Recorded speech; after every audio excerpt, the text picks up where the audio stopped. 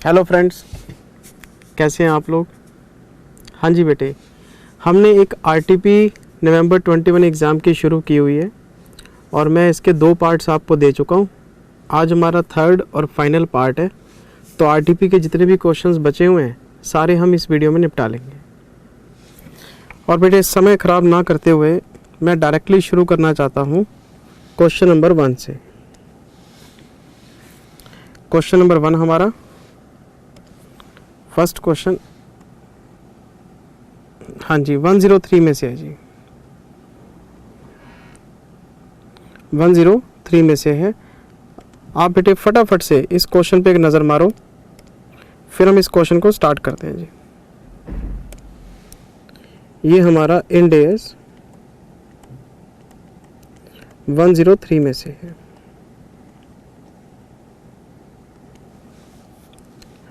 आप इस पे लगाइए टिक इम्पॉर्टेंट। ये क्वेश्चन इसलिए इम्पॉर्टेंट नहीं है कि ये लेंदी है, बहुत ज़्यादा टफ है, बहुत कैलकुलेशंस हैं, कुछ भी नहीं है, सिंपल क्वेश्चन है।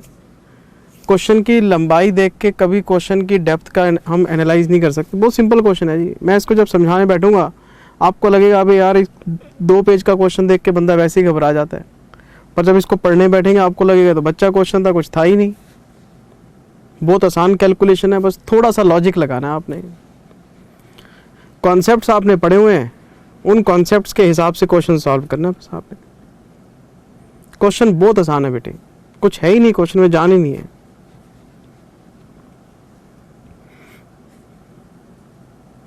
फटाफट से नज़र मारो बेटे प्लीज़। और अगर मैं आपको पढ़ने के लिए टाइम कम दूं क्वेश्चन को, आप मुझे पॉज करके आराम से क्वेश्चन पढ़ सकते हैं। और पढ़ना चाहिए बेटे, क्वेश्चन की रीडिंग ही सबसे बड़ी बात है। जब तक बच्चे को क्वेश्चन पढ़ने की हैबिट नहीं है, पेपर में कैसे सॉल्व करोगे आप। मैंने करा दिया, आपने कर लिया, ऐसे बात नहीं बनेगी। आपको एक बार क्वेश्चन गो थ्रू करना चाहिए ऑन योर ओन। प्लीज़ आप इसको चेक करें कि आप कितने % क्वेश्चन को समझ पाए और आपके दिमाग में एक रफ फ्रेमवर्क बनाए कि हम इसको कैसे डील कर सकते हैं इस केस स्टडी को। मैंने तो करा ही देना बेटे आपको। बहुत आसान क्वेश्चन है ये, बहुत आसान क्वेश्चन है।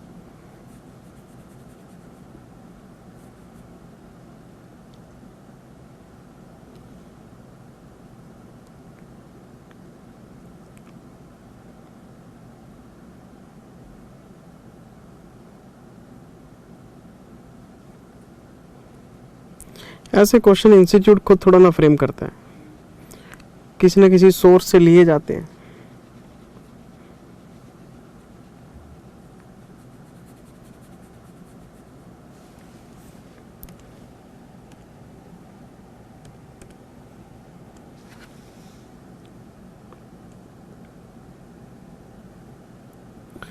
मैं क्वेश्चन स्टार्ट करता हूं बेटे, ठीक है ना। आपको टाइम चाहिए, आप अपना टाइम ले लेना। इस क्वेश्चन में फर्स्ट लाइन पढ़िए जरा बेटे। Company X is engaged in the business of exploration and development of oil and gas blocks। सबसे पहली बात, किस कंपनी की बात हो रही है? कंपनी एक्स की बात हो रही है सर। और ये कंपनी एक्सप्लोरेशन ऑफ ऑयल के बिजनेस में इन्वॉल्व है सर। ठीक है जनाब, क्वेश्चन आगे रीड करते हैं, देखते हैं क्या कहता है क्वेश्चन। अभी तो स्टार्ट किया हमने। Company x currently holds participating interest in below mentioned producing block as follows। Sir कोई एक प्रोड्यूसिंग ब्लॉक है जिसमें कि कंपनी एक्स की हिस्सेदारी बता रहा है आपको, और इसने कंपनी एक्स के साथ साथ 2-3 और कंपनीज की हिस्सेदारी भी बताई है। फॉर एग्जांपल जो कंपनी एक्स है इसका तो 30% हिस्सा है इस ब्लॉक के अंदर। भी कोई ऑयल फील्ड है उसके अंदर इनकी 30% हिस्सेदारी है।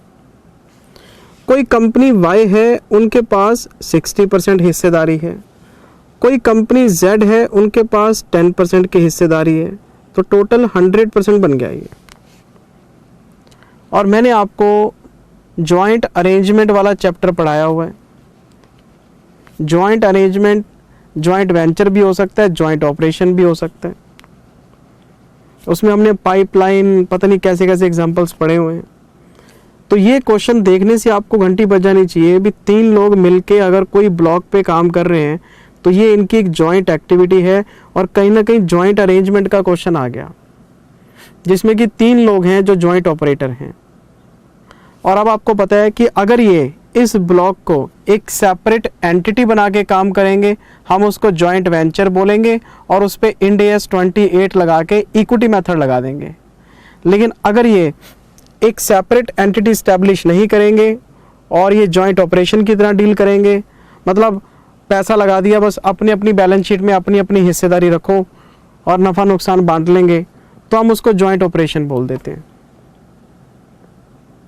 तो ये जॉइंट अरेंजमेंट दे रखा आपको सर, तो हमें देखना पड़ेगा कि ये जॉइंट वेंचर की फॉर्म में है, जॉइंट ऑपरेशन की फॉर्म में है।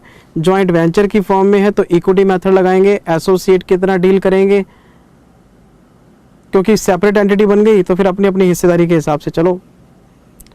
और अगर ये जॉइंट ऑपरेशन है तो फिर एसेट्स और लायबिलिटीज़ के अंदर डायरेक्ट आपकी हिस्सेदारी हो जाएगी, क्योंकि जॉइंट ऑपरेशन में आपको पता है सेपरेट एंटिटी होती नहीं, तो जितने भी उसके पास एसेट्स हैं, जितनी भी उसके पास लायबिलिटीज़ हैं, वो उसके जॉइंट ऑपरेटर्स में बांट देते हैं, उनकी डायरेक्टली उसके अंदर पार्टिसिपेशन रहती है। तो जैसा तरीका बताएगा हम वैसा कर लेंगे। अब मेरे को ये समझ में नहीं आ रहा कि ये इंड AS 103 कैसे बता रहा है इस क्वेश्चन के अंदर। RTP में 103 लिखा हुआ है, देखना पड़ेगा सर। देखने में तो ये जॉइंट अरेंजमेंट का क्वेश्चन लग रहा है, देखना पड़ेगा। इंटरेस्टिंग केस स्टडी लग रही है सर, है ना। आराम से पढ़ेंगे, हमें कोई जल्दबाजी थोड़ा ना बेटे। For the above block company XYZ has entered into unincorporated joint venture. लो जी, क्वेश्चन यही बात आपको क्लियर कर दी। अनइनकॉर्पोरेटेड का मतलब है कोई भी सेपरेट व्हीकल नहीं है, कोई सेपरेट एंटिटी नहीं है। When there is not a separate vehicle तो हम इसको जॉइंट वेंचर तो बोल ही नहीं सकते। नाम इसमें बोल दिया अनइनकॉर्पोरेटेड जॉइंट वेंचर, तो ये जॉइंट अरेंजमेंट इंड AS 28 में कवर नहीं होगा। ये तो 111 वाला है जिसमें हम एसेट्स और लायबिलिटीज में डायरेक्ट हिस्सेदारी निकालते हैं। तो ये इंड AS 28 के दायरे से तो बाहर हो गया सर, है ना। चलो एक बार और आगे देखते हैं क्वेश्चन क्या कहते हैं जी।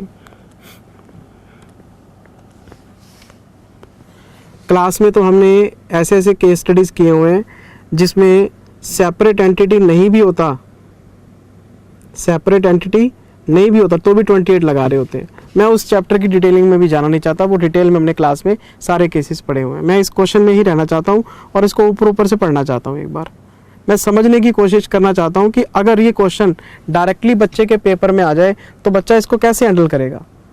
मैं इसी तरह से पढ़ रहा हूँ इस क्वेश्चन को। अच्छा, company Y is the operator of block, ठीक है जी। क्यों? क्योंकि इसके पास 60% शेयर है, तो एक तरह से इसके पास कंट्रोलिंग इंटरेस्ट है। तो ये कहते हैं जी company Y is the operator है, बहुत बढ़िया। Company X and Z are the joint operators, कहने वाली बात है। Y इसको ऑपरेट करेगा, बाकी दोनों जॉइंट ऑपरेटर्स हैं, तीनों का जॉइंट कंट्रोल है। आगे बढ़ते नहीं कहानी इसकी, इस कहानी में मेरे को कोई इंटरेस्ट नहीं है। मुझे तो ये पता करना है कि 103 कैसे बता रहे हैं। Company Y incurs all the expenditure on behalf of joint venture and raises cash call to company X and Z at each month end in respect of their share of the expenditure incurred in joint venture। अब पता लगा कि Y को operator क्यों कह रहा था। ये कहते हैं जी Y इस एक्टिविटी को कंडक्ट करता है, सारा पैसा महीने में खर्च करता है और महीने के एंड में X और Z को, हाँ X और Z को बता देता है कि भाई तुम्हारा 30% खर्चे में शेयर है, तुम्हारा 10% खर्चे में शेयर है, लाओ रिम्बर्समेंट। पहले ये सारा पैसा अपनी जेब से खर्च कर देता है और बाद में X से और Z से रिकवर कर लेता है। अब समझ में आई बात, ठीक है। अगर 100 रुपये खर्च करूंगा, 40 रिकवर करूंगा तो मेरी जेब से 60 जाएगा, which is company wise share. Company Y की पूरी कहानी सुनाई इसने हमें।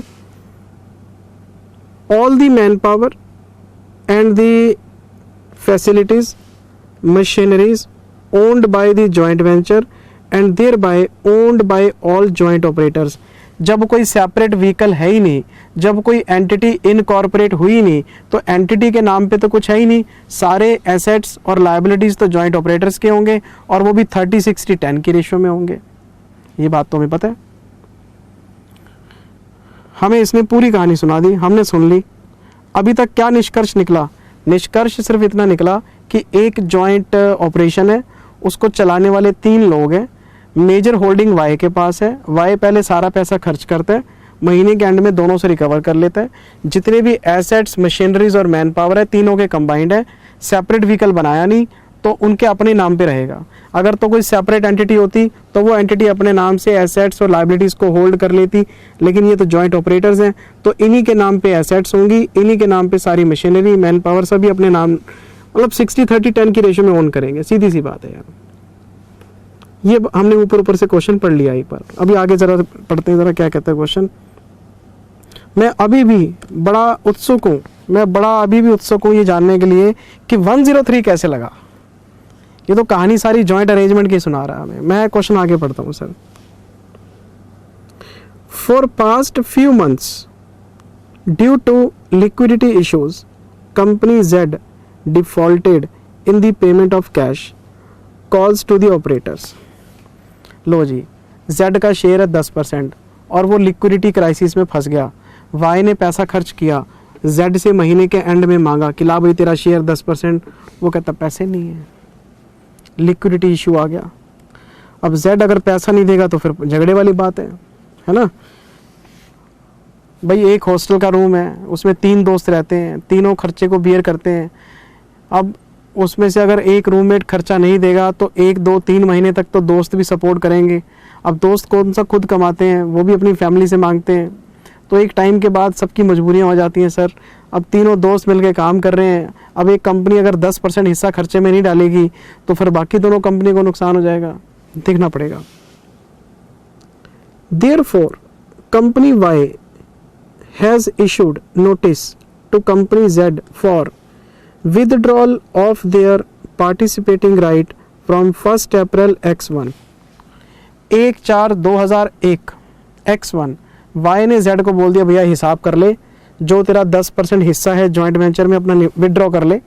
अब विड्रॉ करेगा तो उसके 2 तरीके, या तो किसी और को बेच दे भाई, कोई नया बंदा आ जाएगा, या फिर हमें बेच दे और हमसे पैसे पकड़ और चलता बनो, अपने आप चला लेंगे। जहाँ 3 लोग थे वहाँ 2 लोग रह जाएंगे। तो 1/4 को नोटिस इशू किया इन्होंने। However, company Z has filed the appeal with arbitrator on 30th April। Z मानने वाला नहीं है। Z 30/4 को आर्बिट्रेटर के पास चला गया, जी मुझे बचाओ, ये मुझे निकालना चाहते हैं। भाई निकालेंगे तेरे को, और क्या करेंगे जब तू खर्चा नहीं देगा तो। बिजनेस करना है, पैसे तेरे पास है नहीं, कब कैसे चलेगी बात बताओ। पूरी कहानी सुन ली हमने, अभी भी 103 समझ में नहीं आ रहा। और पढ़ते हैं आगे जरा, देखते कुछ मिल जाए तो। Financial performance of company Z has not been improved in the subsequent months and therefore company Z has decided to withdraw participating interest rights from block AWM01 and entered into sale agreement with company X and Y। Z की भी आत्मा जागी, उसको लगा नहीं यार liquidity issue नहीं जा रहा, कंपनी नहीं उठ पा रही, तो जॉइंट वेंचर से निकलना ही बेहतर है। तो उसने कंपनी एक्स और वाई को बुलाया और उनको बोला मेरी हिस्सेदारी आप ले लो। उसने एक सेल एग्रीमेंट साइन कर लिया। अच्छा, सेल एग्रीमेंट में क्या हुआ वो भी देख लेते हैं। As per the terms of agreement dated 31 May X1, 31/5 को एग्रीमेंट बन गया। Company X will receive 33.33% and company Y will receive 66.67% share of participating interest rights owned by company Z। Z के पास जितने भी एसेट्स हैं, Z के पास जितने भी लायबिलिटीज़ हैं, उसका 33.33% तो वो एक्स को दे गया और 66.67 वो वाई को दे गया और अपने पैसे लेके चलता बना। बहुत बढ़िया बात है जी। क्वेश्चन आगे क्या कहते हैं, company X is required to pay 1 lakh rupees against 33.33% share participating rights owned by company Z. और कंपनी एक्स ने 1 लाख रुपए की परचेज कंसिडरेशन की पेमेंट की है। कंपनी एक्स ने 1 लाख रुपए की पेमेंट की है। 1 लाख रुपए की पेमेंट की है सर। चलिए आगे। जिंदल सर सारा क्वेश्चन पढ़ लिया, 103 वाला फंडा समझ में नहीं आया। अरे भाई साहब 103 तो लगेगा ही लगेगा। कैसे? सबसे पहले इन डेज 103 में बिजनेस की डेफिनेशन याद करो। बिजनेस की क्या डेफिनेशन होती थी कि बिजनेस एक set of activities and assets है जिसको हम मैनेज करते हैं। इस हिसाब से मैनेज करते हैं कि कस्टमर को गुड्स प्रोवाइड कर पाएं, इन्वेस्टमेंट पे इनकम जनरेट कर पाएं। अच्छा, बिजनेस कॉम्बिनेशन भूल गए सब बातें। इनपुट होना चाहिए, सब्सटेंटिव प्रोसेस होनी चाहिए, आउटपुट होना चाहिए। आपने जेड से शेयर नहीं खरीदे। अगर ये इनकॉर्पोरेटेड जॉइंट वेंचर होता, अगर ये एक सेपरेट व्हीकल होता और उस सेपरेट व्हीकल में 10% हिस्सेदारी आप खरीदते, तो मैं आपसे कहता ये इन्वेस्टमेंट इन शेयर्स वाली बात हो गई। इसमें बिजनेस कॉम्बिनेशन वाला कोई चक्कर नहीं है। आपने किसी कंपनी के 10% शेयर खरीदे तो इन्वेस्टमेंट इन शेयर की एंट्री मार देते हम उसमें।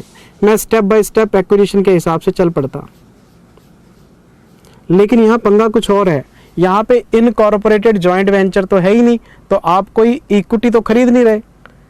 यहाँ तो इनकॉर्पोरेटेड एंटिटी वाली बात है जिसमें कि एसेट्स और लायबिलिटीज डायरेक्टली ओन किए जाते हैं उसके जॉइंट ऑपरेटर्स के द्वारा।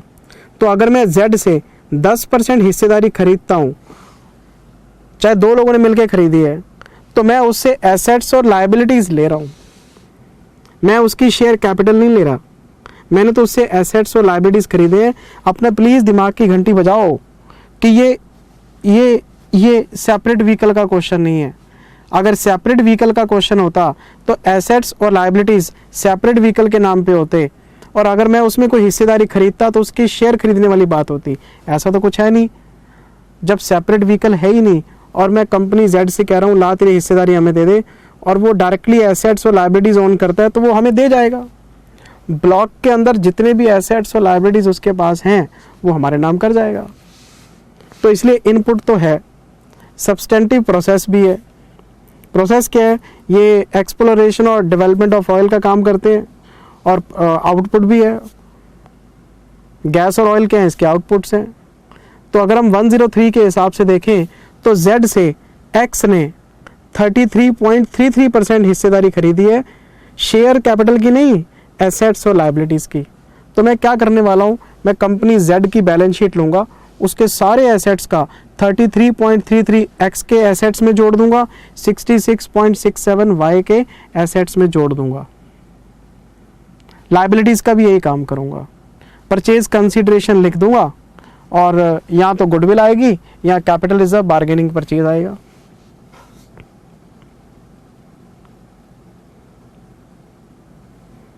रीजन सारी चीजें आपके सामने पड़ी हैं। अच्छा, क्वेश्चन कहाँ से शुरू हुआ कहाँ पहुंच गया सर? तो आपने 10% शेयर नहीं खरीदे उसके, आपने उसके जो एसेट्स और लायबिलिटी के राइट्स हैं वो खरीदे हैं। इसलिए ये बिजनेस कॉम्बिनेशन में कवर हो रहा है, क्योंकि आप जब एसेट्स और लायबिलिटीज को टेक ओवर करते हैं तो पहले ये टेस्ट करते हैं कि आपने एसेट्स खरीदे हैं, आपने एसेट्स का ग्रुप खरीदा है या कोई बिजनेस खरीदा है। तो सर ये बिजनेस है। क्यों? जेड से जो आपने खरीदा है उसमें इनपुट भी है, उसमें सब्सटेंटिव प्रोसेस भी है, और उसमें आउटपुट भी है। इसलिए 103 के हिसाब से चलेगा ये। और 1 लाख रुपए का परचेज कंसीडरेशन भी है इसमें। तो अगर मैं आपको जेड की बैलेंस शीट दे दूं तो करना क्या है, उसका 33.33% निकाल के चल भी x x x x x उसकी एंट्री पास कर लेगा, गुडविल और कैपिटल रिजर्व निकाल लेगा अपना, जिसको बार्गेन परचेज बोल देते हैं हम।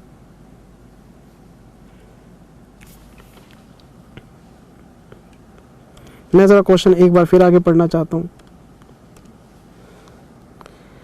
After signing of sale agreement, ठीक है, operator Y approach government of India for modification of production sharing contract, removal of company Z from PSC of AWM and government has approved this transaction on 30th June। भाई अगर आप oil extraction field में हैं तो ज़मीन तो सरकार की है ना सर, आप ऑयल एक्सट्रैक्शन के राइट सरकार से बाय करते हैं, माइनिंग के राइट सरकार, भाई भारत सरकार ही तो मालिक है नेचुरल रिसोर्सेज की। तो आपने भारत सरकार से परमिशन मांगी, जी हमने 3 लोगों ने पहले अप्लाई किया था, अब हम एक को निकाल रहे हैं, अब 2 लोग रह गए हैं, तो आप हमें परमिशन दे दो और इस मॉडिफिकेशन को एक्सेप्ट करो। भारत सरकार ने आपको 30 जून को परमिशन ग्रांट की है, तो इसका मतलब ये आपकी एक्विजिशन डेट हो गई। अब बच्चों को याद होना चाहिए इंड AS 103 में हमने एक्विजिशन डेट भी पढ़ा हुआ है कि एक्विजिशन डेट कैसे आइडेंटिफाई करते हैं। काफी सारे स्टेप्स थे एक्विजिशन मेथड में। सबसे पहला स्टेप, एक्वायरर को आइडेंटिफाई करो, एक्विजिशन डेट को आइडेंटिफाई करो, एसेट्स और लायबिलिटीज को आइडेंटिफाई करो, अच्छा परचेज कंसीडरेशन को आइडेंटिफाई करो, गुडविल और कैपिटल रिजर्व निकालो। कितना कुछ पढ़ा था हमने उसमें। फिर स्पेशल पॉइंट्स आ जाते हैं कि हर एसेट को कैसे कैसे आपने फेयर वैल्यू पे किस मॉडल पे लेके आना है। अच्छा फिर स्टेप बाय स्टेप होगा तो क्या करेंगे, ये होगा तो पूरा चैप्टर की रिविजनरी वीडियो मैंने डाली हुई है 103 की। तो एक्विजिशन डेट कौन सी डेट है? एक्विजिशन डेट वो डेट है जिस दिन आपका एक्वायरर एक्वायरी पे कंट्रोल एक्सरसाइज करने की पावर रखता है। जिस दिन मेरे पास उसके एसेट्स और लायबिलिटीज का कंट्रोल आ जाएगा, that will be our acquisition date. और प्रैक्टिकल लाइफ में आपको पता है एसेट्स और लायबिलिटीज को ट्रांसफर करने की डेट उसी दिन हम पेमेंट कर देते हैं। तो अल्टीमेटली जो हमारी एसेट्स और लायबिलिटीज को एक्वायर और उसकी पेमेंट की डेट होती है वो हमारी एक्विजिशन डेट होती है। लेकिन उसमें रेगुलेटरी एनवायरनमेंट आ जाता है कि अगर रेगुलेशन का अप्रूवल ज़रूरी है तो रेगुलेशन अप्रूवल डेट देखनी पड़ेगी।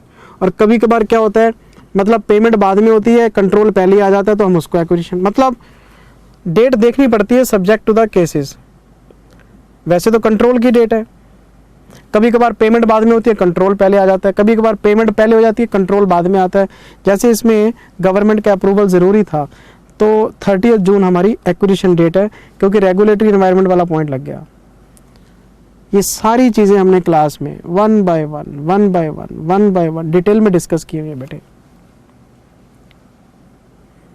यहाँ तो मैं ऊपर ऊपर से बता रहा हूँ, डिटेल में पढ़ना या तो रिविजनरी वीडियो देख लो या आपके पास क्लासेस तो सारी पढ़ी हैं।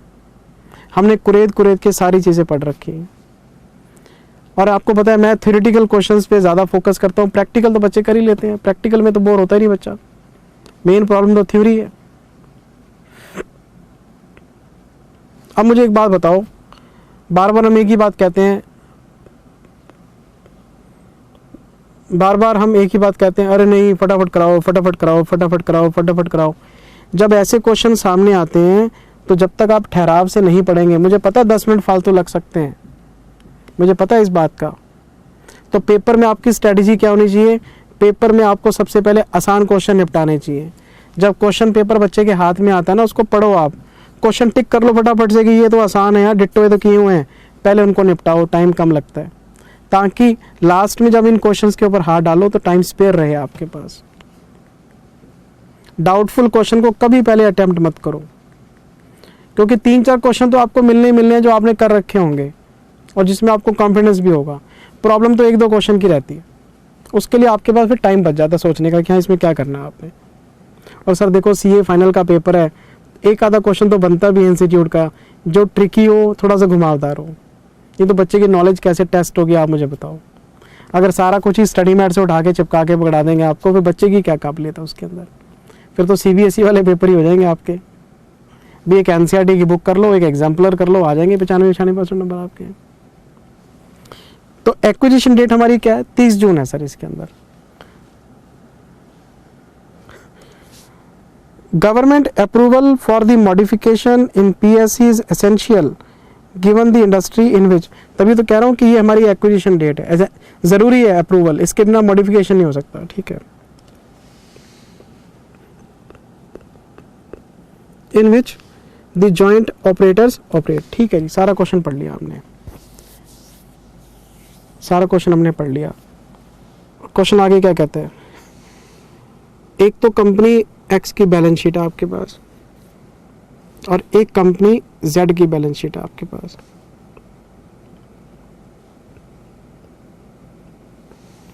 मुझे इस बैलेंस शीट को नहीं पढ़ना, मुझे इस बैलेंस शीट को नहीं पढ़ना, मुझे तो ये बैलेंस शीट पढ़नी है, मुझे तो 30 जून वाली बैलेंस शीट पढ़नी है क्योंकि ये हमारी एक्विजिशन डेट है। तो फॉर एग्जांपल मेरे पास है पीपीई, कितने का पीपीई है, जेड की बात कर रहा हूँ, 3 लाख का। एडिशनल इंफॉर्मेशन में आओ, फेयर वैल्यू ऑफ पीपीई हमें बताया जा रहा है जेड का और वो है 5 लाख रुपए का, तो कोई बात नहीं, मैं इसको, ये तो कैरिंग अमाउंट है, हम इसको एक बार 5 लाख मान लेते हैं, फेयर वैल्यू है।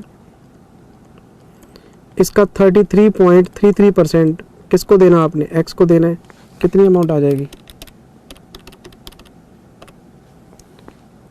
1,66,650 रुपये। फिर हमारे पास है राइट ऑफ यूज़, ROU, कोई लीज्ड एसेट है इनके पास, 20,000 रुपये की है, इसका भी हम 33.33% निकालेंगे। लो जी, फिर हमारे पास है जी कोई डेवलपमेंट कैपिटल WIP है 2 लाख की, कोई इंटेंजिबल है इनके पास, डेवलपमेंट फेस में है, 2 लाख का है, हमें इसकी भी कैरिंग अमाउंट चेंज करनी पड़ेगी।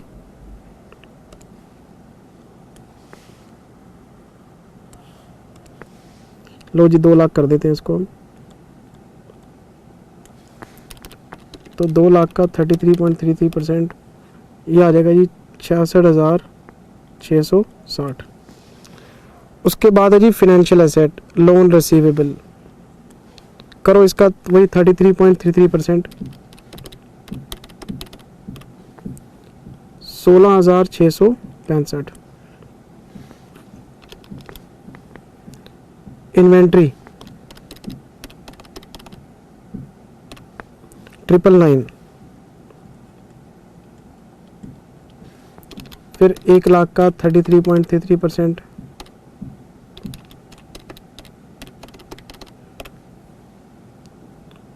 33,330 रुपये, 2 लाख का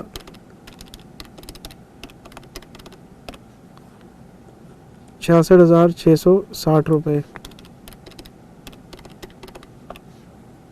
16,665 रुपये, लगाओ जी इसका टोटल 1,66,650,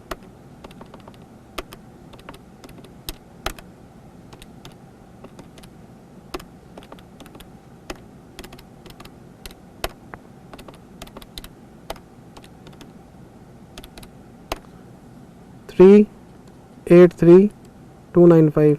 ये तो हो गया एसेट साइड का। लाइबिलिटीज़ में आते हैं, हमने कैपिटल की बात नहीं करनी, हमने अदर इक्विटी की बात नहीं करनी। अच्छा, आप चेक करो नॉन करंट लाइबिलिटीज़ में प्रोविजंस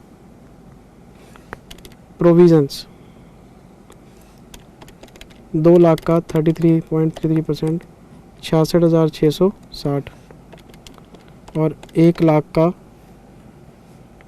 33.33%, ये फिगर होगी जी। इसके बाद क्या है, ट्रेड पेबल्स, इसका भी वही 33.33 है,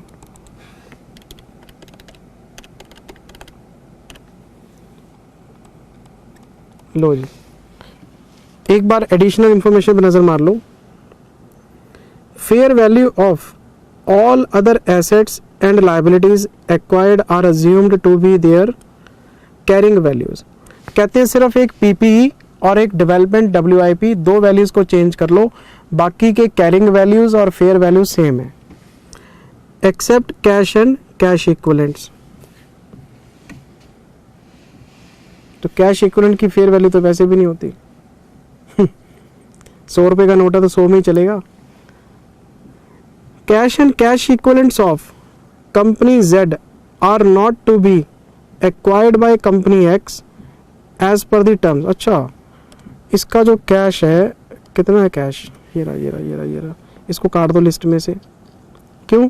कैश नहीं लेना जी, कहते हैं इसका जो कैश है वो X नहीं ले रहा, तो इसका मतलब ये हुआ टोटल चेंज होगा हमारा 383,295 माइनस 66,660, तो ये हो जाएगा 316,635। लाइबिलिटीज बताओ जी कितनी है?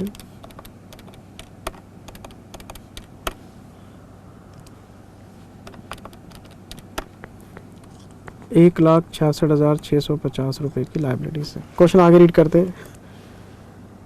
Tax rate is assumed to be 30%। Tax rate क्यों बता रहा है? अरे भाई साहब, इंडियस 103 का क्वेश्चन है, बिजनेस कॉम्बिनेशन का। जब हम एसेट्स और लाइबिलिटीज लाते हैं तो डेफर टैक्स की कैलकुलेशन आपको करनी पड़ती है, और क्वेश्चन में फेयर वैल्यू का कंपैरिजन टैक्स बेस के साथ होना चाहिए। टैक्स बेस क्वेश्चन में है ही नहीं।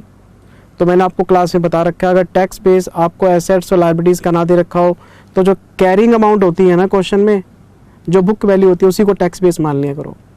तो अगर आप इस क्वेश्चन में देखें तो दो ही चेंजेस आ रहे हैं, बस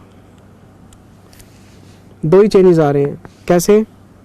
जो पीपी हमारे पास 3 लाख की थी वो 5 लाख की हो गई, और जो डेवलपमेंट हमारे पास 1 लाख का था वो 2 लाख का हो गया। तो अगर आप चेक करें तो 4 लाख के एसेट्स को आप 7 लाख पे ले आए, 3 लाख का डिफरेंस है। कैरिंग अमाउंट को ही हम टैक्स बेस मान लेते हैं, और टैक्स बेस आपका लो रह गया क्योंकि फेयर वैल्यू ज़्यादा है। अगर तो टैक्स बेस एसेट्स का बढ़ जाता तो हम DTA बना लेते। अब टैक्स बेस कम रह गया तो हम इस पर DTL बना देंगे 33.33% के हिसाब से।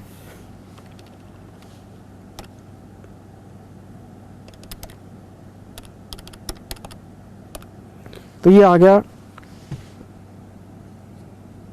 99,990।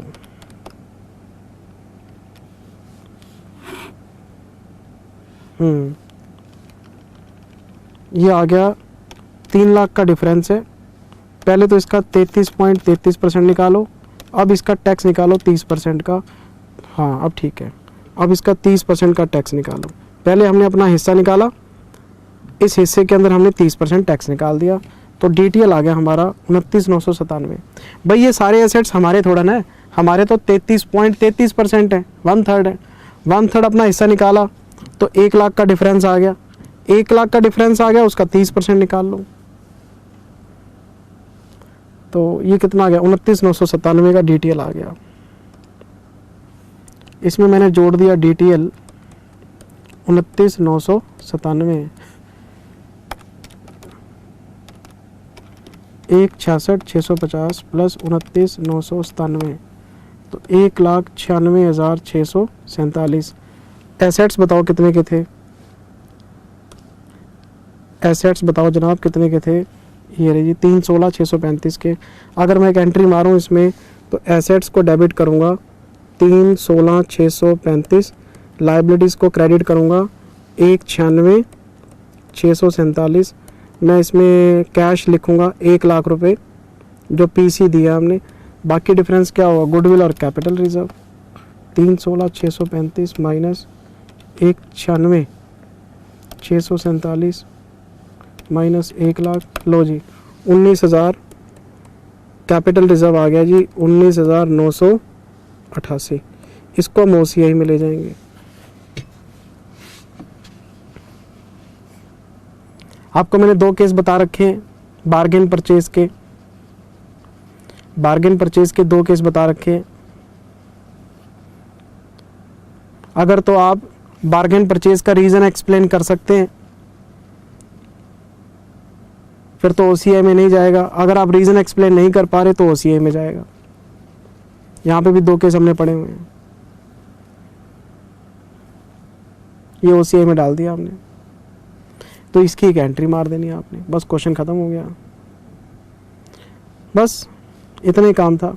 क्वेश्चन की रिक्वायरमेंट देखो ज़रा क्या है। क्वेश्चन की रिक्वायरमेंट ये है, whether the above acquisition falls under business और asset acquisition as defined under business combination 103। लो कर लो बात। आंसर थ्योरेटिकल देना पड़ेगा आपको। पहले तो आपको ये बताना है कि ये एसेट एक्विजिशन है या बिजनेस एक्विजिशन है। तो बिजनेस एक्विजिशन के लिए आपको 2 डेफिनेशन एक्सप्लेन करनी पड़ेंगी। आपको बिजनेस का मीनिंग भी लिखना पड़ेगा और बिजनेस कॉम्बिनेशन का मीनिंग भी लिखना पड़ेगा। तो जो थ्योरी हमने क्लास में लिखी हुई है, तो पहले आपको लिखना पड़ेगा कि as per the provisions of 103 business means this. अच्छा, बिजनेस कॉम्बिनेशन के लिए दिस। और फिर आपको बताना पड़ेगा in the given case all 3 conditions which are required for business combination are satisfied. First, company Z has inputs in the form of manpower, machinery and assets, and it has also a substantive process in the form of exploration or development of oil and gas blocks. और तीसरा, it has an output also in the form of gas and oil. All 3 conditions are satisfied, so we can say कि company X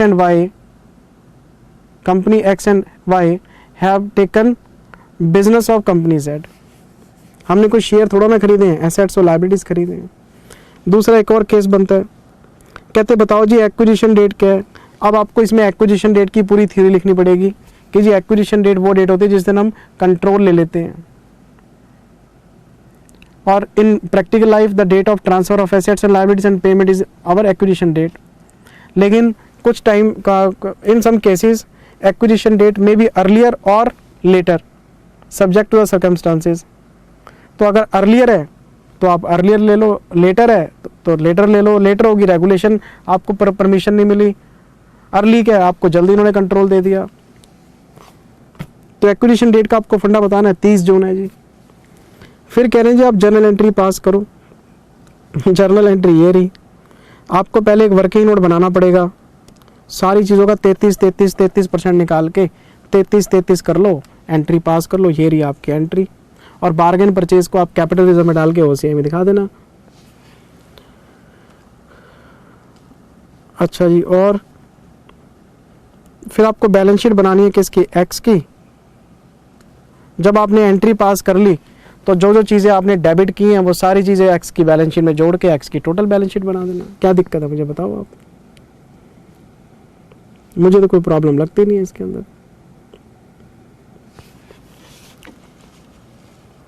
ये देखो आप, ये इस question का first part है।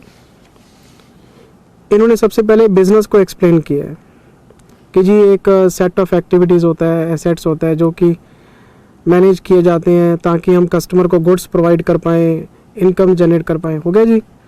फिर जी बिज़नेस कॉम्बिनेशन के लिए हमारे पास जी कंट्रोल होना चाहिए और इनपुट होना चाहिए, प्रोसेस होना चाहिए। 2 एसेंशियल एलिमेंट होते हैं, होते तो 3 हैं लेकिन आउटपुट मैंडेटरी नहीं होता। कुछ केसेस में आउटपुट हो भी सकता है और कुछ केसेस में आउटपुट नहीं भी हो सकता। कंसंट्रेशन टेस्ट भी आपको मैंने चेक करके बताया था, वो पूरी बात हमने डिस्कस की हुई है। फिर उसके बाद जी इस केस में जो हमारी कंपनी एक्स है उन्होंने शेयर ख़रीदा है किसका, जेड का, लेकिन ये शेयर्स नहीं है क्योंकि जो आउटपुट एग्जिस्ट करता है इस ट्रांजैक्शन में, फिर मैन पावर है, मशीनरी है, वो पूरी कहानी जो मैं आपको सुना के आया हूँ वो लिखी हुई है सर इसके अंदर। फिर हम ये आगे एक्विजिशन डेट पे कि जी एक्विजिशन डेट वो डेट होती है जिस दिन हम कंट्रोल ले लेते हैं। जो नॉर्मल लाइफ है हमारी प्रैक्टिकल लाइफ में,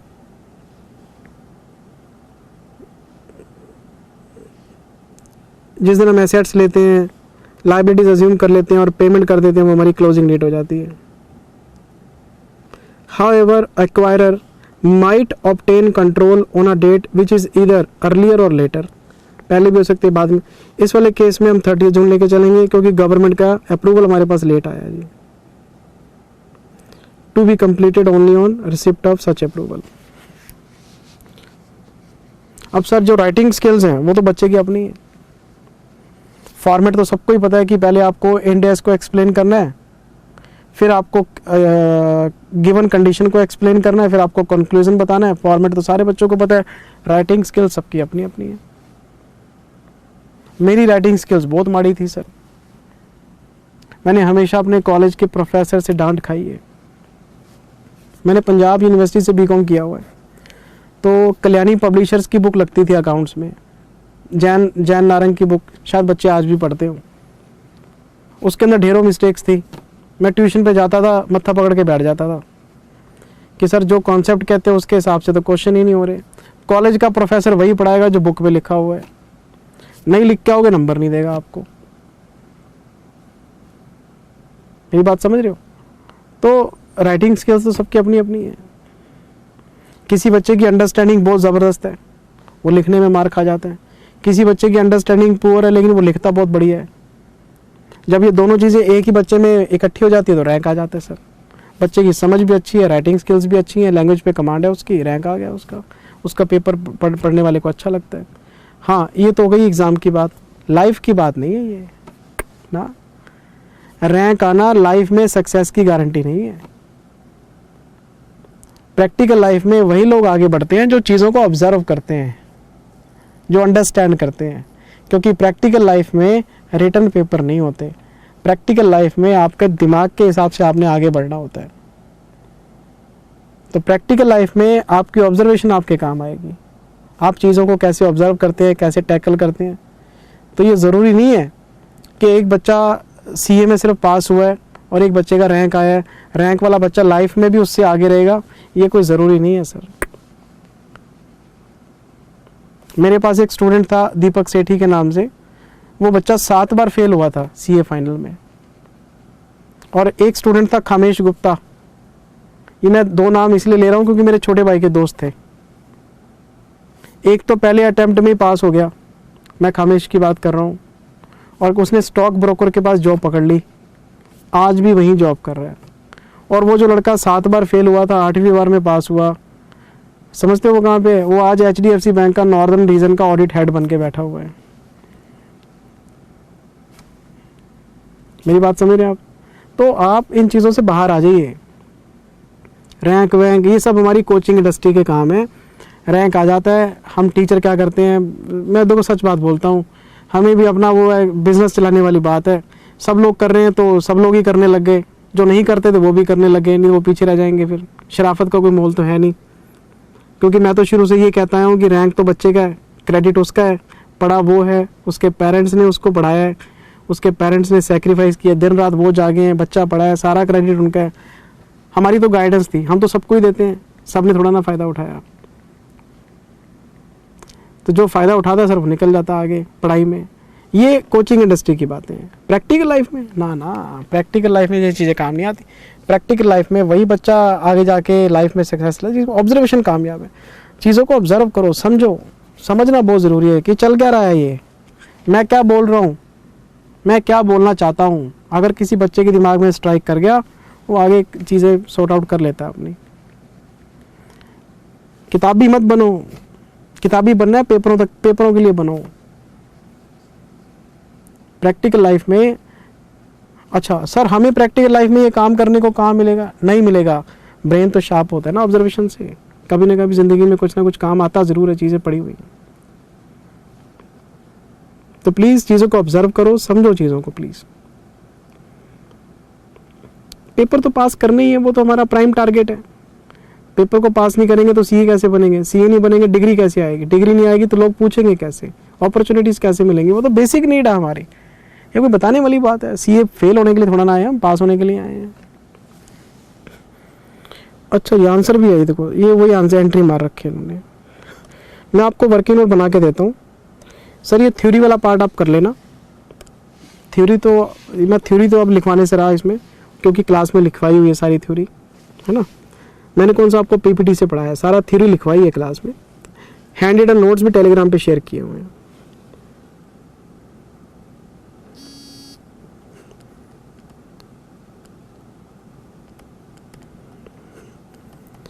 calculation of share of X Limited in assets and liabilities of Z.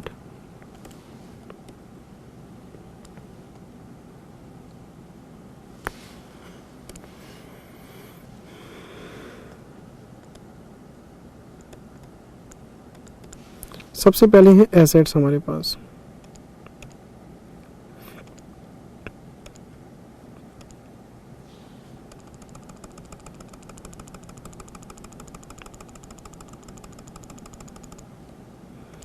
हमारे पास है जी प्रॉपर्टी प्लांट इक्विपमेंट, 3 लाख का नहीं लेना, 5 लाख लेना, फेयर वैल्यू लेनी है।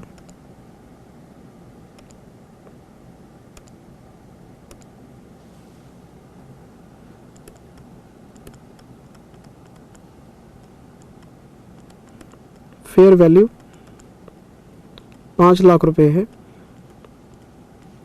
और इसका कर दो आप 33.33%।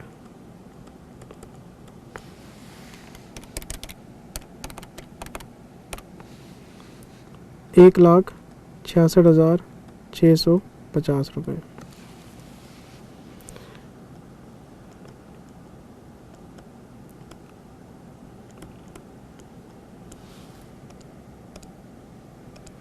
ROU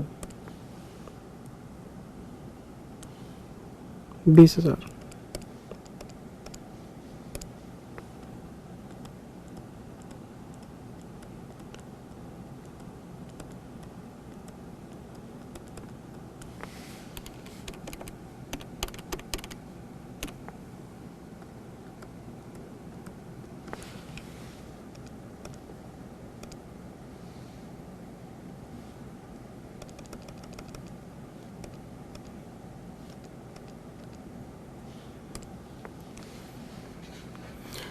आपको पता है ना एक्विजिशन डेट का क्या रोल है।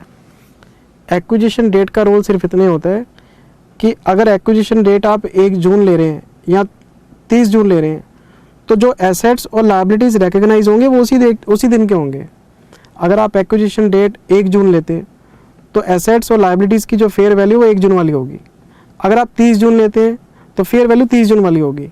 तो एक्विजिशन डेट का अगर सिलेक्शन गलत है तो फेयर वैल्यूज का मेजरमेंट भी गलत हो सकता है आपका। आपको सिग्निफिकेंस बताई हुई है मैंने, मैं क्यों बोल रहा हूँ बार बार, चीज़ें आपको क्लिक करेंगी, सारी चीज़ें पढ़ी हुई है सर आपने, मैं कुछ नया नहीं बता रहा यहाँ पे। उसके बाद है डेवलपमेंट WIP।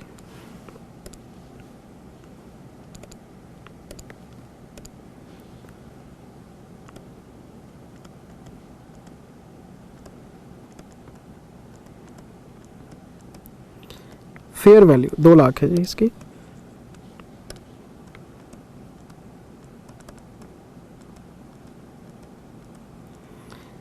आप चाहे FR के लिए 50 तरह की स्ट्रेटजी बना लो, 50 तरह की स्ट्रेटजी बना लो।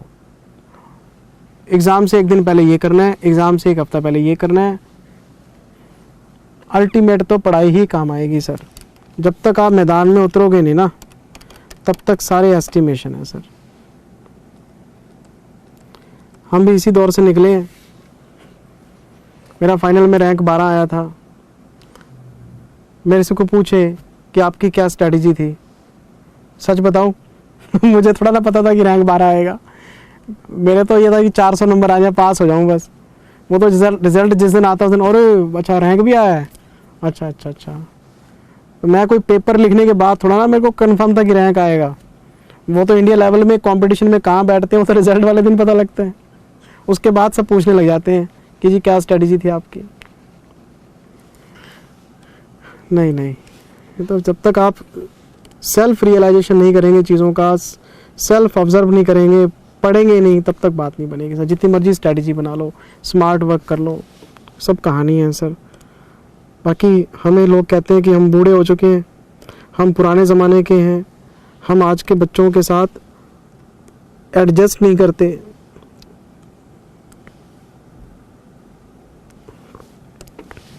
फाइनेंशियल एसेट्स, लोन रिसीवेबल,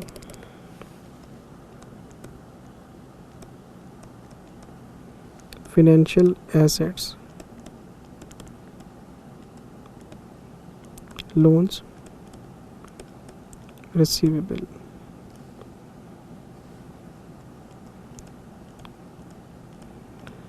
₹1,00,000 का 33.33%।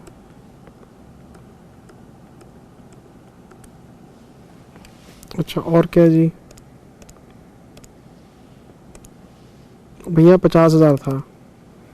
ओहो, 50,000 रुपये था। कोई बात नहीं, गुस्सा क्यों करते हो?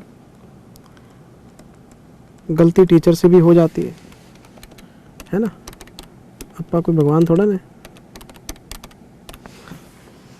16,665। इसके बाद है जी इन्वेंट्री, 30,000 की है।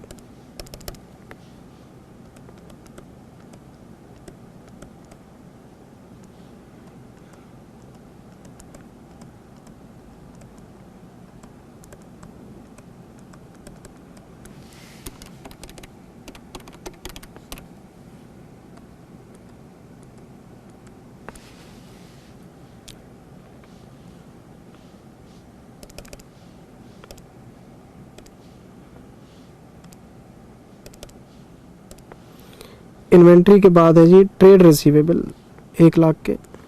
कैश नहीं लेना, लिखा हुआ है क्वेश्चन के अंदर साफ साफ, कैश नहीं लेना। और अदर करंट एसेट्स, ये 50,000 के हैं।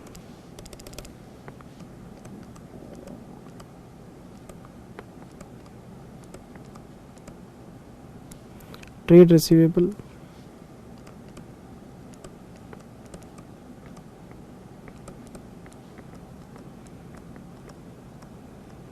ये 1,00,000 के, ये 50,000 है, 33.33% है।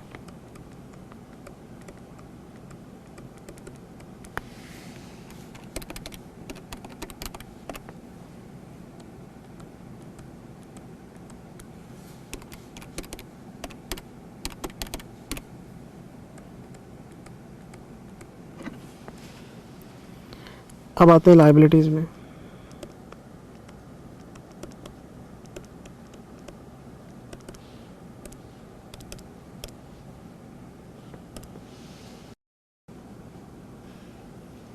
एक तो हमारे पास है प्रोविजंस, 2,00,000 के। एक है अदर लायबिलिटीज़, 1,00,000 की।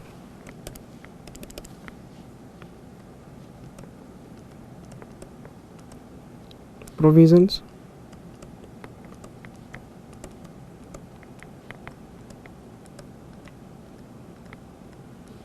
ये 2,00,000 के।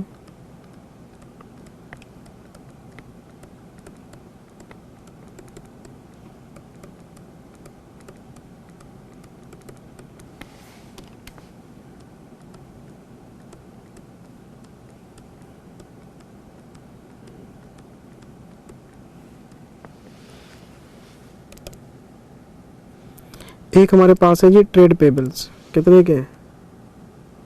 2,00,000 के हैं।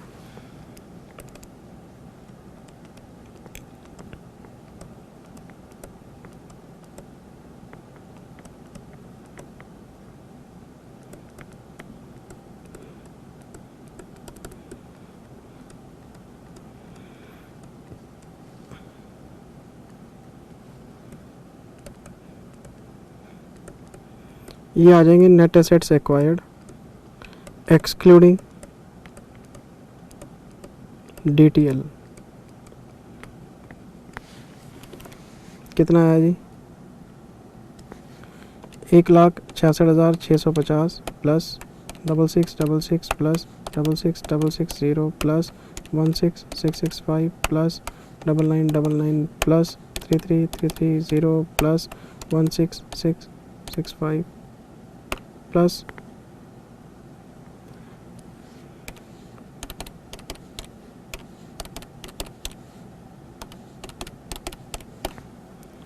149,985। एक और कैलकुलेशन करनी पड़ेगी आपको।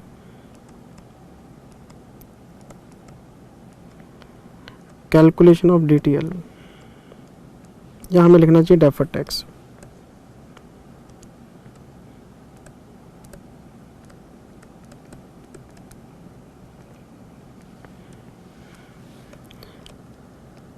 अजम्पशन में लिखिए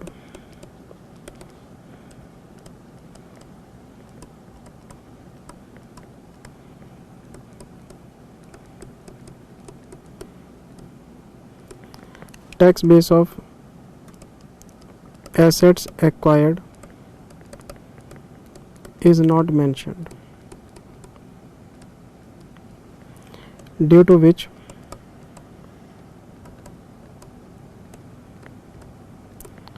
we have assumed that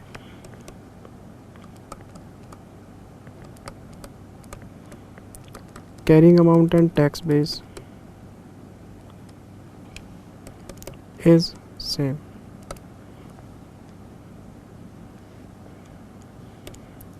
अब हम लिखेंगे tax base, fair value,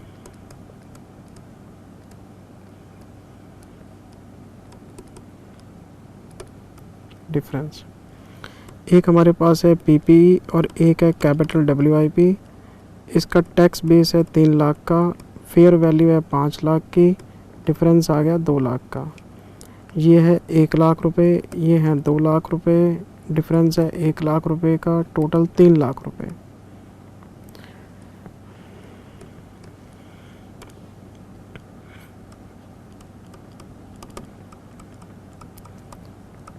Tax base is low, so create DTL.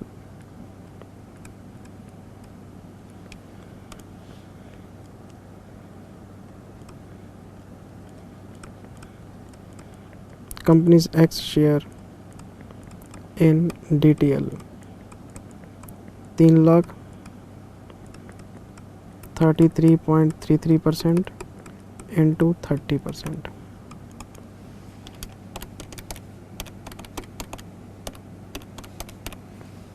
29,997।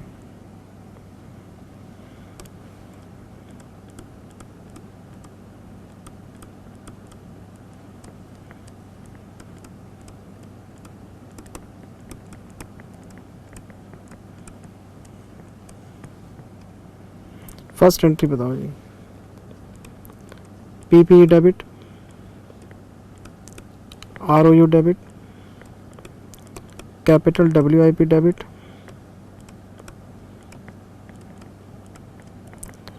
Loans receivable debit, inventory debit,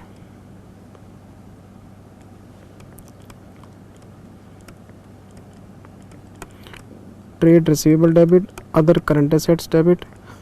figures आप ऊपर से उठा लो, फिगर्स ऊपर से उठाओ। 1,66,650, 1,66,650,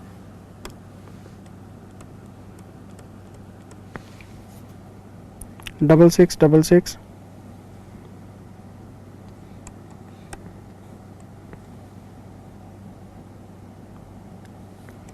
6,6,660,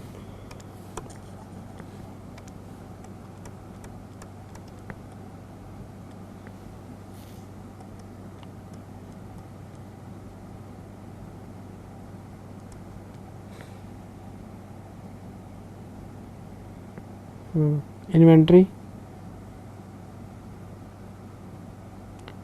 इन्वेंट्री रिसीवेबल, और ये inventory receivable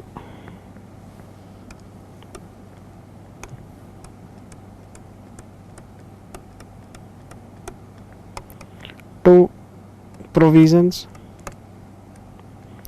to other current liabilities, other liabilities,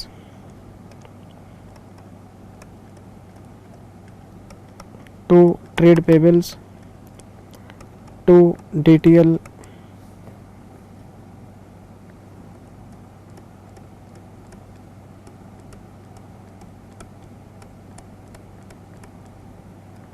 defer tax कितना आया 29997, टू कैश PC 1,00,000 रुपये का PC है, डिफरेंस बताओ जी।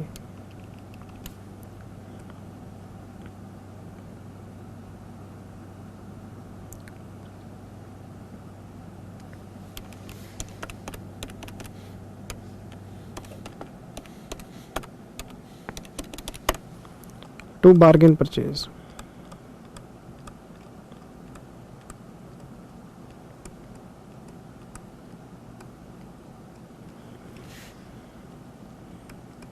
OCI being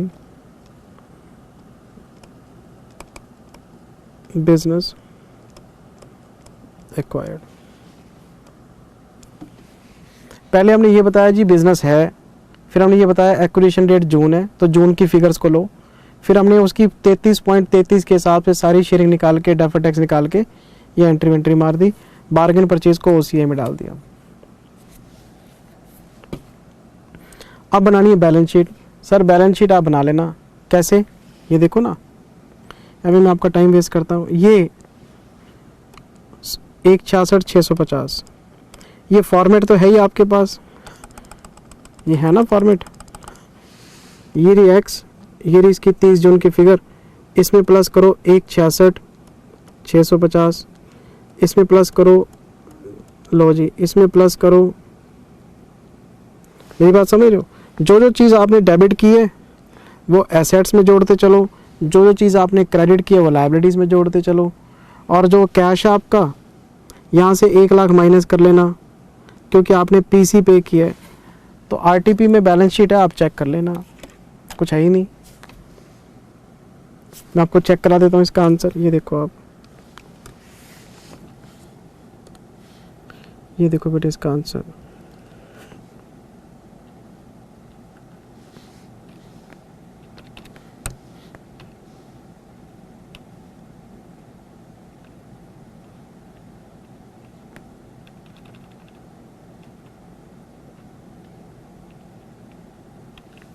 ये तो पहले बेटे इन्होंने बिजनेस को डिफाइन कर दिया, फिर एक्विजिशन डेट आ गई, ये देखो आप एंट्री, ये देखो ये सारे एसेट्स डेबिट कर लिए, ये सारी लायबिलिटीज क्रेडिट कर ली, डेफर टैक्स लिख दिया, PC लिख दिया, ये OCI में जाने वाला गेन परचेज आ गया।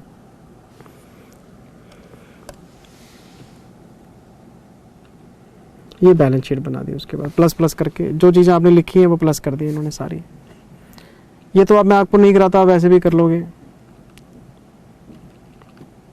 ये वर्किंग नोट जो मैंने अभी बनाया था, और ये डेफर टैक्स की कैलकुलेशन है।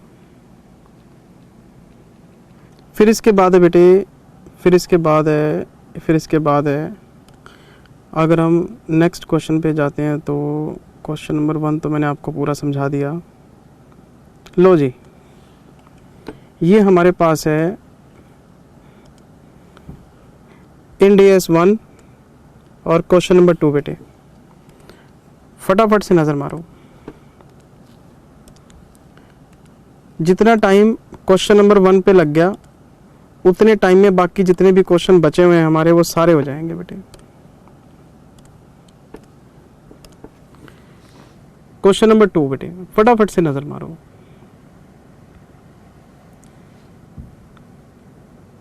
End AS 1 presentation of financial statements, है ना।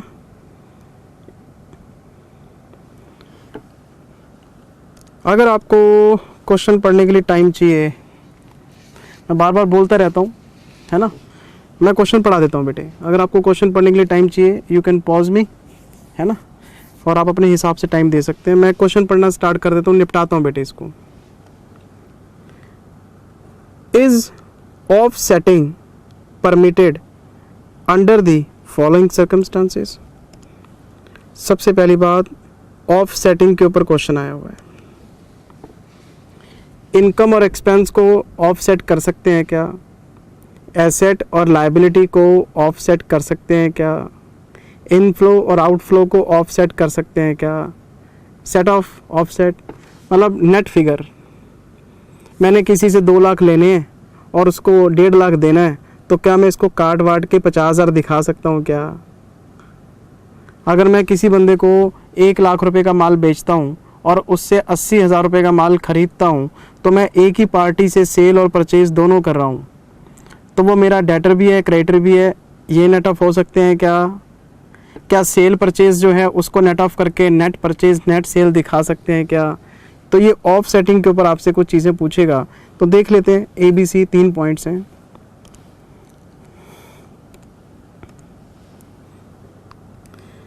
Expenses incurred by a holding company on behalf of subsidiary which is reimbursed by the subsidiary. लो कर लो बात। पहले होल्डिंग सब्सिडरी के बिहाफ पे खर्चा करता है और फिर सब्सिडरी उसको होल्डिंग को रिम्बर्स कर देता है। मैंने अपनी सब्सिडरी के लिए पहले 10,000 रुपये खर्च किए और बाद में सब्सिडरी ने मुझे वापस कर दिए, तो अल्टीमेट खर्चा सब्सिडरी का था, सब्सिडरी की जेब से जा रहा है।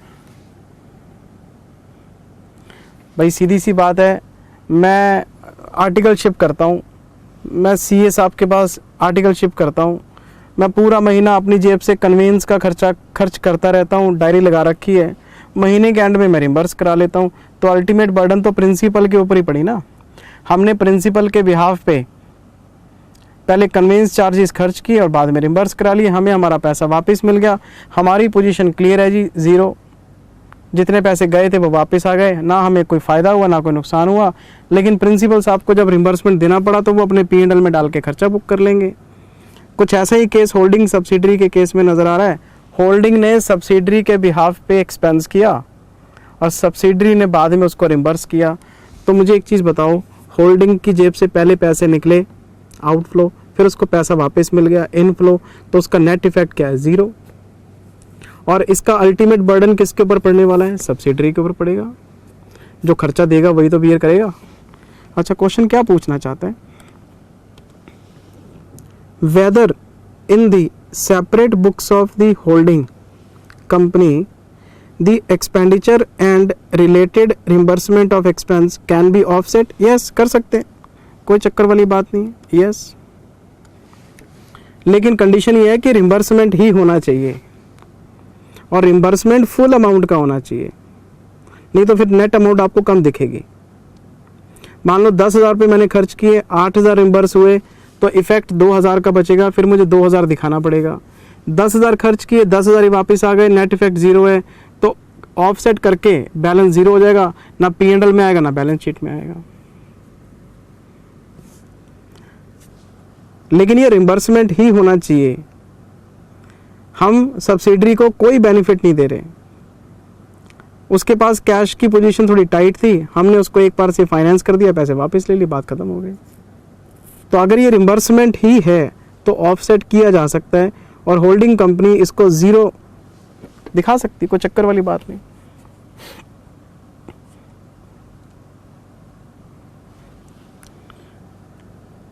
चले जी आगे। अच्छा जी, अगला पॉइंट क्या है जी? नेक्स्ट पॉइंट क्या बता रहे हैं? नेक्स्ट पॉइंट क्या बता रहे हैं? Weather profit on sale of an asset against loss on sale of another asset can be offset. मान लो मेरे पास PPE है, अब PPE एक बहुत बड़ा ग्रुप है, तो अगर मैं इंड एस की बात करूं तो अगर मुझे एक एसेट पे गेन हो रहा है और दूसरे एसेट पे लॉस हो रहा है, तो ये विद इन द कैटेगरी है, मैं इसको ऑफसेट कर सकता हूँ। यस, और नेट गेन या नेट लॉस को मैं रिपोर्ट कर दूंगा अपने प्रॉफिट एंड लॉस अकाउंट में, बिल्कुल अलाउड है। लेकिन एक इसमें कॉन्सेप्ट और भी है और वो है डिस्क्लोजर ऑफ मटेरियल आइटम्स का। अगर आपको लगे कि ये दोनों फिगर्स मटेरियल हैं, गेन और लॉस की जो फिगर है वो मटेरियल है और इसका सेपरेट डिस्क्लोजर फिनेंशियल स्टेटमेंट्स के प्रेजेंटेशन के लिए ज़रूरी हैं तो आपको ऑफसेट अलाउ नहीं भी किया जा सकता। तो इसका मतलब ये हुआ जजमेंटल है।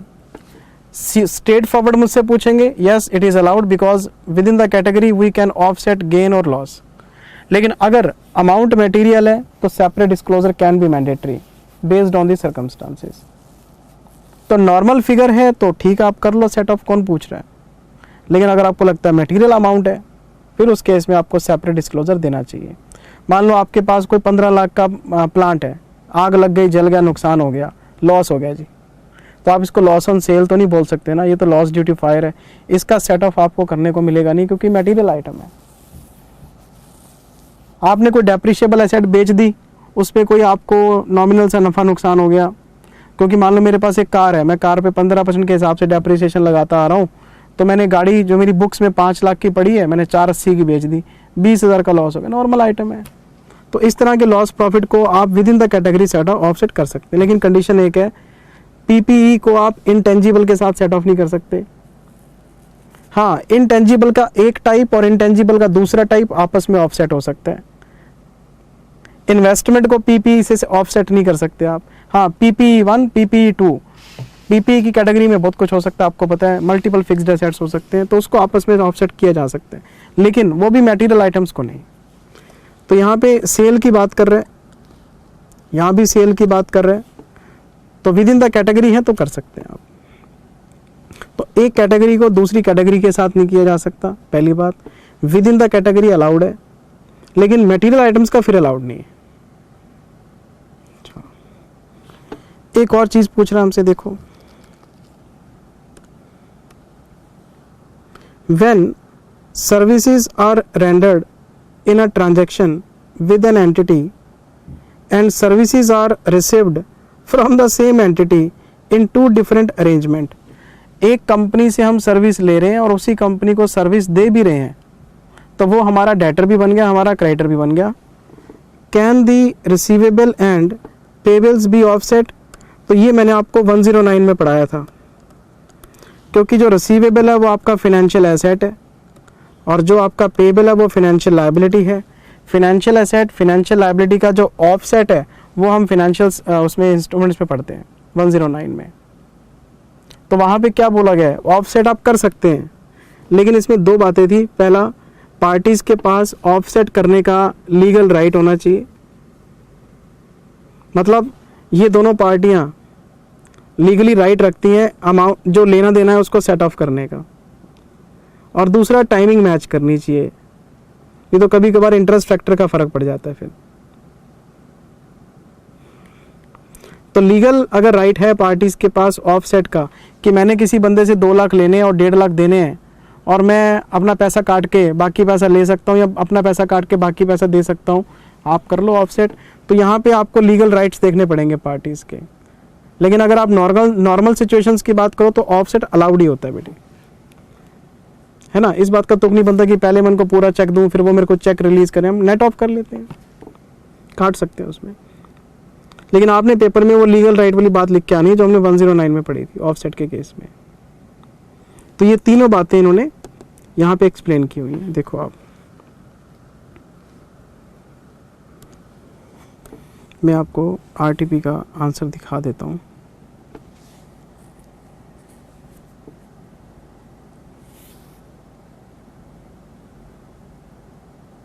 कहाँ गया भाई आरटीपी का आंसर? ये रहा जी, ये रहा ए part.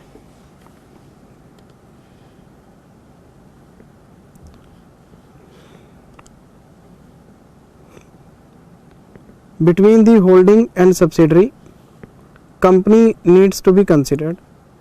If the arrangement is to reimburse the cost incurred by holding on behalf of subsidiary, the same may be presented net. लेकिन जो सब्सटेंस ऑफ ट्रांजैक्शन है, जो सब्सटेंस ऑफ ट्रांजैक्शन है वो मेंटेन रहना चाहिए। मतलब रिम्बर्समेंट है तो सब्सटेंस ऑफ ट्रांजैक्शन नेट हो सकता है क्योंकि जीरो है। मैंने किसी के बिहाफ पे पेमेंट की, बाद में रिम्बर्स करवा ली, तो सब्सटेंस उसका जीरो है, आप कर सकते हैं। मतलब ट्रांजैक्शन का जो प्रेजेंटेशन है वो इफेक्ट नहीं होना चाहिए। तो रिम्बर्समेंट में कहाँ इफेक्ट होता है, हमने कौन सा अपने लिए कॉस्ट बियर की है, ना होल्डिंग सब्सिडरी के लिए बियर कर रहा, ना सब्सिडरी होल्डिंग के लिए बियर कर रहा। होल्डिंग ने उसके बिहाफ पे कुछ कैश दिया था, उन्होंने वापस भेज दिया, बात खत्म हो गई है, छोटी सी बात है, खींचने को जितना मर्जी खींच लो आप। अच्छा दूसरा ये देखो जी, an entity to present on a net basis gains and losses arising from a group of similar transactions। ठीक है जी। Accordingly, gain or losses arising on disposal of various items of PPE shall be presented on net basis. However, gains or losses should be presented separately if they are material। Simple सा answer है जी। तीसरा देखो आप, in accordance with above, above का मतलब क्या है, 109 की रेफरेंस आई होगी, इंडेक्स 32 की रेफरेंस आ गई, 32, 109, 107। The receivables and payable should be offset against each other, net amount is presented in the balance sheet if entity has a legal right to set off. और entity ऐसा करना चाहती है, तो entity कब करना चाहेगी, एंटिटी तब करना चाहेगी जब दोनों का टाइमिंग मैच करेगा। सिंपल सा आंसर है जी, सीधी सी बात है, तीनों में ही अलाउड है, तीनों में आप नेट कर सकते हो। अच्छा जी, इसके बाद 1 2 3 4 5 6 7 8 16 17, लो जी क्वेश्चन नंबर 18 में आ जाओ आप। ये क्वेश्चन है इन्वेस्टमेंट एंटिटी के ऊपर।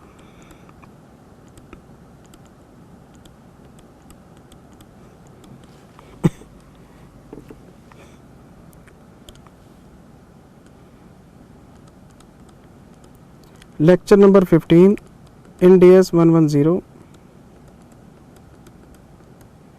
ये मैं न्यू रिकॉर्डिंग की बात कर रहा हूँ आपके साथ। फटाफट से क्वेश्चन पढ़ो बेटे, फटाफट से क्वेश्चन पढ़ो।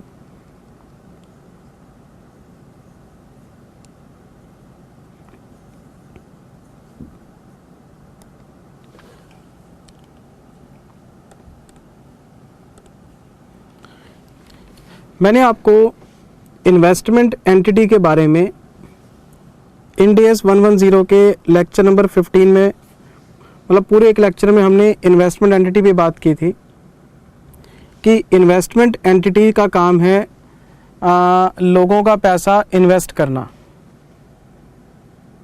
और वो कंपनीज़ के शेयर्स बल्क में ख़रीदते रहते हैं।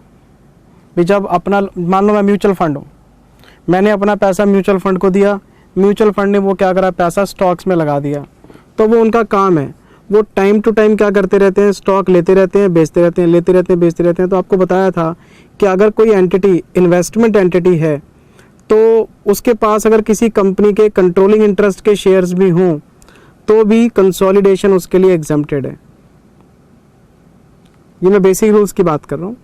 इन्वेस्टमेंट एंटिटी का काम है शेयर्स खरीदना बेचना, खरीदना बेचना। फिर मैंने आपको एग्जिट स्ट्रेटजी और ये और वो 50 बातें बताई थी उसके अंदर। इन्वेस्टमेंट एंटिटी को CFS एग्जम्प्टेड होते हैं क्योंकि वो उन्होंने शेयर्स आज खरीदे हैं, कल बेच देंगे। कब तक रखेंगे वो उन्हीं को पता है, उनकी एग्जिट स्ट्रेटजी क्या कहती है, उनसे उन्होंने क्या बना रखी है। और इन्वेस्टमेंट एंटिटी से रिलेटेड मैंने आपको कुछ बातें और भी बताई थी कि अगर कोई एंटिटी इन्वेस्टमेंट एंटिटी है तो वो जब भी किसी कंपनी में कोई इक्विटी इंटरेस्ट बाय करेंगे तो वो अपनी बुक्स के अंदर CFS तो बना नहीं रहे, तो इन्वेस्टमेंट की अकाउंटिंग 109 के हिसाब से FVPL fair value through P&L के हिसाब से करेंगे। और मैंने एक बात बताई थी क्लास में कि OCI अलाउड नहीं है।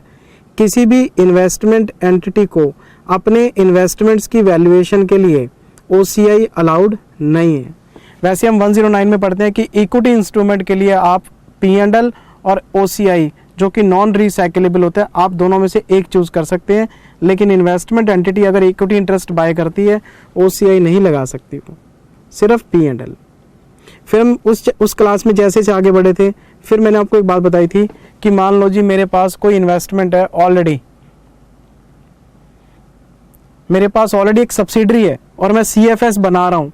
मैं आपको रिवाइज कराना चाहता हूँ, मेरे पास एक सब्सिडरी है और मैं CFS बनाता आ रहा हूँ और अब मैं इन्वेस्टमेंट एंटिटी बन गया। तो जैसे ही कोई कंपनी जो पेरेंट कंपनी थी और CFS बनाती आ रही थी और वो इन्वेस्टमेंट एंटिटी में कवर हो गई, तो वो क्या करेगी, अपनी सारी सब्सिडरीज को डी रिकॉग्नाइज करेगी और सब्सिडरीज को डी रिकॉग्नाइज करके सिंपली इन्वेस्टमेंट को डेबिट करेगी, और वो भी किस पे, फेयर वैल्यू पे, और जो भी गेन और लॉस आएगा कैरिंग अमाउंट वाला वो P&L में डालेगी। पूरी कहानी आपको क्लास में समझाई हुई है कि अगर कोई एंटिटी पहली बार इन्वेस्टमेंट एंटिटी बनेगी तो क्या करना है, और अगर इन्वेस्टमेंट एंटिटी सीज हो जाएगी और एक नॉर्मल कंपनी बनेगी तो क्या करना है। मैं एक इन्वेस्टमेंट एंटिटी नहीं हूं और मेरे पास एक सब्सिडरी है, मैं CFS बनाता आ रहा हूं, लेकिन अब मैं इन्वेस्टमेंट एंटिटी बन गया, तो वो केस भी हमने डिस्कस किया हुआ है। दूसरा, मैं एक इन्वेस्टमेंट एंटिटी हूं लेकिन मैं CFS नहीं बना रहा, लेकिन अब मेरा जो दर्जा है इन्वेस्टमेंट एंटिटी का वो सीज हो गया, अब मेरे को CFS बनाने पड़ेंगे। वो सारे केसेस हमने डिस्कस किए हुए हैं, मैं कुछ नया नहीं बता रहा आपको। और इसका तो रिविजनरी वीडियो भी मैंने डाल रखा है, टेलीग्राम चैनल पे भी वीडियोस पड़े हैं, यूट्यूब पे भी डाल दिए अब तो हमने। आप रिविजनरी वीडियो देखना चाहें देख सकते हैं, सारी बातें क्लास में बता रखी हैं आपको, और उसी से रिलेटेड ये क्वेश्चन आ गया। मैं ज़रा पढ़ना शुरू करता हूँ। PP limited a non investment entity, अगर ये एंटिटी नॉन इन्वेस्टमेंट है तो CFS बना रही होगी, इज द पेरेंट ऑफ प्रजा limited with in the meaning of IND AS 110 CFS। ठीक है जी, सारी बात बिल्कुल जायज़ है। The investments in Praja Limited was, investment in Praja Limited was carried in separate financial statement of PPE fair value with changes in fair value recognized in OCI।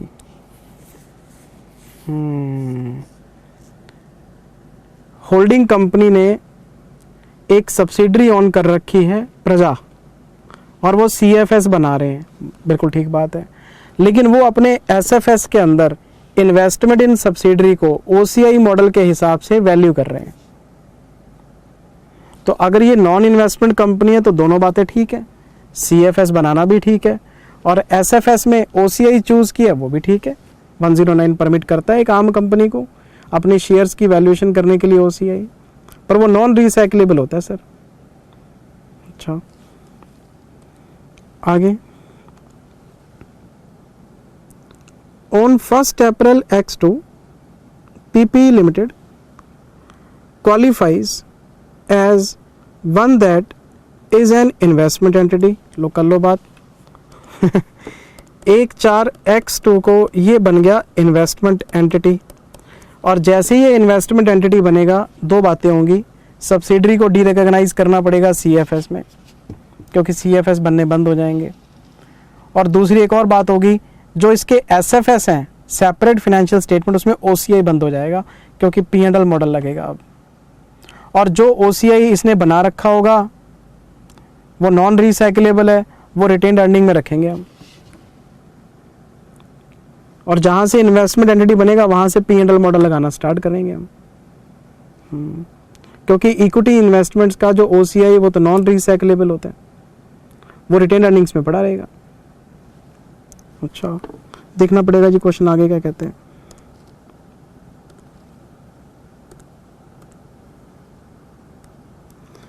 Carrying amount of the investment on 1 April X2 was 8 lakh rupees. मेरे पास 8 लाख रुपए की carrying amount है, बहुत बढ़िया। Carrying amount का मतलब balance sheet में पड़ी है। The fair value of its investment in Praja was 10 lakh rupees on that date. तो कोई बात नहीं जी, इसके 10 लाख बना देंगे और जो 2 लाख हैं वो P&L में डाल देंगे हम, ठीक है। आगे क्या कहता है जी, PP limited had recognized in OCI an amount of 1 lakh rupees as a previous fair value increase related to investment. 1 lakh रुपए इनके पास कोई OCI में पड़े हैं, इन्होंने पहले कभी वैल्यूएशन की होगी और OCI में 1 लाख रुपए पड़े हैं, तो आपको पता है ये तो इक्विटी इन्वेस्टमेंट वाला OCI है, नॉन रिसाइक्लेबल है, ये तो रिटेन्ड अर्निंग्स में ही पड़ा रहेगा और हम इसे अदर इक्विटी में रखेंगे। लेकिन ये जो 2 लाख रुपए का अपवर्ड वैल्यूएशन आया है ये आपका P&L में चला जाएगा क्योंकि स्टेटस चेंज हो गया, अब OCI लग नहीं सकता। और हमें क्वेश्चन पूछ रहा है how would PP limited account for investment in Praja on the date of change of its status as an investment entity in its separate financial statement. मजे की बात यह है नालायकों ने CFS नहीं पूछा कि स्टेटस चेंज हो गया कंपनी का तो CFS में क्या करेंगे, तो CFS में तो हम डी रिकॉग्नाइज करेंगे सब्सिडरी को। जब हम सब्सिडरी को रिकॉग्नाइज करते हैं तो ये लिखते हैं टू NCI और टू कैश और गुडविल आ जाती है, तो जब डी रिकॉग्नाइज करेंगे उल्टी एंट्री घुमानी पड़ती है आपको। तो CFS तो पूछा ही नहीं ना आपसे, आपसे कह रहे हैं SFS में बताओ क्या करेंगे। तो SFS में 2 काम करेंगे हम। पॉइंट नंबर 1 OCI बंद कर देंगे, number 2 on the date of change in status हम फेयर वैल्यूएशन चेक करेंगे, 8 की 10 हो गई है, 2 लाख को उठा के P&L में मारेंगे। और तीसरा जो पुराना OCI है भैया उसके साथ छेड़छाड़ नहीं करेंगे, वो अदर इक्विटी में पड़ा रहेगा आपका क्योंकि वो नॉन रिसाइक्लेबल होता है। ये 3 काम आपको करने हैं और ये पूरी कहानी मैं आपको चेक करा देता हूँ। मेरे को एक बच्चे ने बोला सर आपने जो क्लासेस रिकॉर्ड कर रखी हैं FR की उसमें थ्योरेटिकल क्वेश्चन बहुत करा रखे हैं, आपने अननेसेसरीली स्ट्रेच कर रखा है FR को। मैंने कर रखा है, स्टडी मैट खोलो तो सही बेटे, मैंने तो स्टडी मैट के क्वेश्चन कराए हैं आपके। अब आपके स्टडी मैट में थ्योरी भर रखी है तो मैं क्या करूं।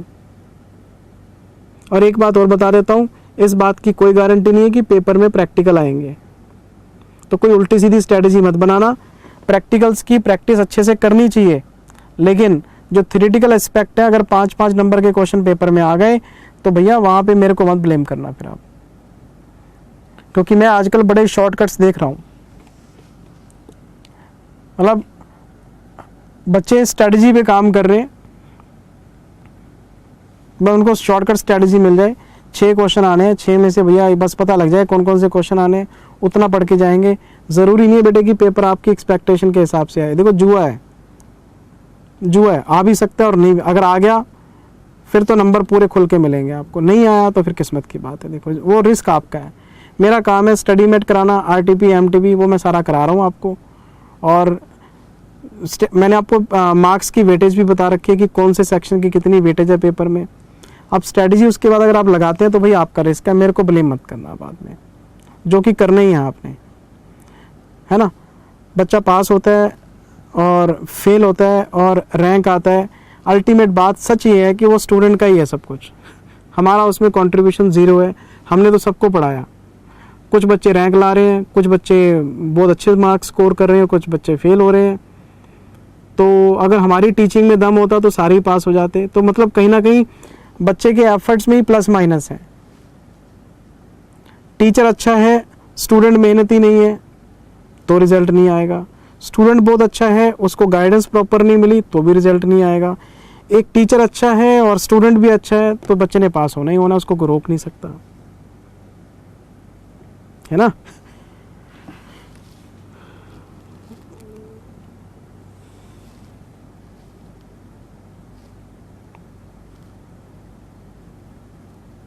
ये देखो जी, ये है point.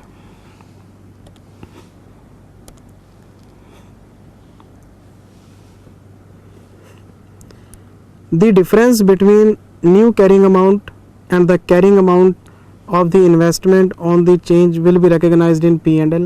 Hence, PP Limited will recognize amount of 2 lakh rupees in profit and loss account. पहली बात तो ये हो गई। दूसरी बात, on the date of change, that is 1st April X2, holding company becoming an investment entity, its investment in Praja shall be at fair value through profit and loss in accordance with 109. Accordingly the new carrying amount 10 lakh rupees. यहाँ पे एक बात और लिखनी चाहिए आपको कि OCI is not allowed to an investment entity. इन्होंने कहीं ना कहीं लिखी भी होगी ये बात, देखता हूँ ये आगे.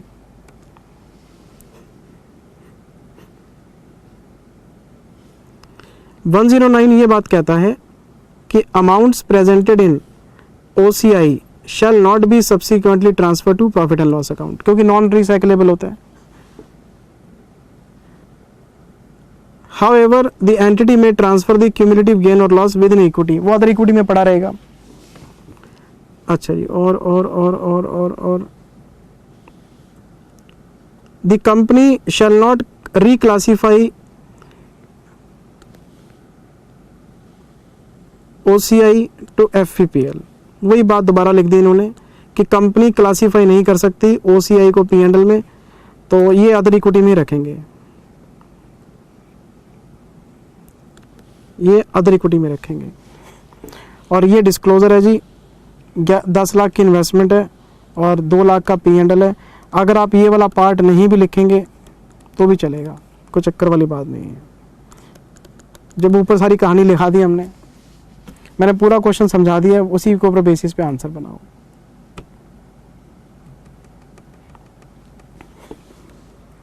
अच्छा जी सर,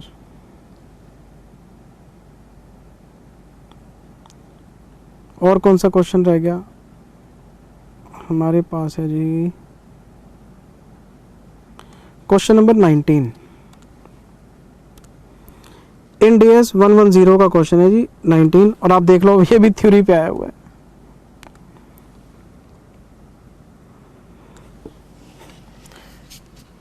कंट्रोल की डेफिनेशन चेंज हुई थी स्टडी मैट में, और जिन बच्चों के पास पुरानी रिकॉर्डिंग थी मैंने उनको टेलीग्राम पे एक मैसेज भी डाला था. मैं न्यू रिकॉर्डिंग वाले बच्चों से बात नहीं कर रहा, मैं पुरानी रिकॉर्डिंग वाले बच्चों की बात कर रहा हूँ जिनके पास 2020 की रिकॉर्डिंग थी. उनको मैंने टेलीग्राम पे मैसेज डाला था कि लेक्चर नंबर 2, 3, 4, 5 4 लेक्चर आपके चेंज हो गए हैं, क्योंकि उसमें कंट्रोल की डेफिनेशन चेंज हो गई है. और एक लेक्चर नंबर 15 इन्वेस्टमेंट एंटिटी का बोला था कि वो चेंज हो गया है. उसमें सारी थ्योरी भरी हुई है. प्लीज फटाफट से क्वेश्चन भरी पढ़िए जरा. पहले कभी किसी ज़माने में एक सिंपल सी डेफिनेशन हुआ करती थी होल्डिंग सब्सिडरी की कि मेरे पास किसी कंपनी के 50% से ज़्यादा शेयर हैं तो वो मेरी सब्सिडरी है. लेकिन आपको पता है इंड AS में ये बड़ी कॉम्प्लिकेटेड हो गई है. अब ये क्या बोलते हैं, जिस एंटिटी के पास दूसरी एंटिटी के रेलिवेंट एक्टिविटीज़ का कंट्रोल होगा वो आपकी होल्डिंग होगी. और बहुत सारे केसेस हमने पढ़े हैं जिसमें 50% से कम शेयर होते हैं, मतलब कंट्रोलिंग इंटरेस्ट वाले शेयर नहीं होते, फिर भी वो कंट्रोल माना जाता है. और 110 कहता है कंसोलिडेशन करो, आप CFS बनाओ. हमने बहुत सारे केसेस पढ़े हैं. एक शेयर होल्डर है जिसके पास 35% शेयर है और बाकी के 65% लाखों शेयर होल्डर के पास है, तो जो मेजर शेयर होल्डर निकल के आ रहा भैया इसके पास सिग्निफिकेंट इंटरेस्ट है. फिर हम जी AGM का ट्रेंड देखते हैं, मैं उन बातों में जाना नहीं चाहता, वो पढ़ा हुआ है सब आपने. तो अब रेलिवेंट एक्टिविटीज़ का कंट्रोल देख लेंगे हम. हाँ, लास्ट में घूम फिर के हम आते हैं जी रेलिवेंट एक्टिविटीज़ का कंट्रोल उसी के पास होता है जिसके पास वोटिंग पावर ज़्यादा होती है. वो 4-5 लेक्चर में घूम घुमा के आके एंड में फिर वही 50% डेफिनेशन पर रुक जाते हैं. लेकिन पढ़ना तो सब कुछ ही पड़ेगा ना आपको. पेपर में कौन सा क्वेश्चन आएगा आप कैसे बता सकते हो? रेलिवेंट एक्टिविटीज़ का कॉन्सेप्ट आ गया. अच्छा देखो आप, solar limited has an 80% interest in Mars limited. Solar के पास मार्स में 80% इंटरेस्ट है. Solar limited holds a direct interest of 25% in Venus. एक और कंपनी है जी वीनस, और इनके पास 25% शेयर है. Mars Limited also holds a 30% interest in Venus Limited. इनके पास डायरेक्टली भी 30% है. अब मुझे बताओ, अगर मुझे CFS बनाना है तो दोनों मिला के 55 हो गए. 55 हो गए तो ये भी सब्सिडरी है। इनडायरेक्टली 30 है, डायरेक्टली 25 है, ओवरऑल 55 हो गए आपके।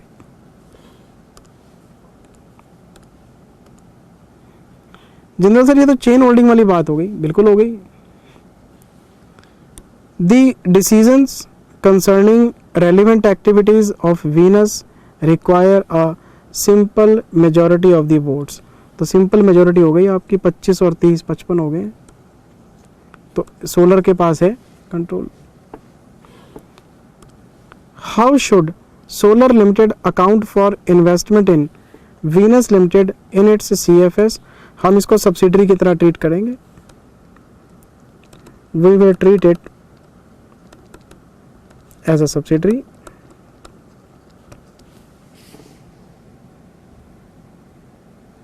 क्यों जी? क्योंकि 55% शेयर है। अच्छा, ये देखो आंसर।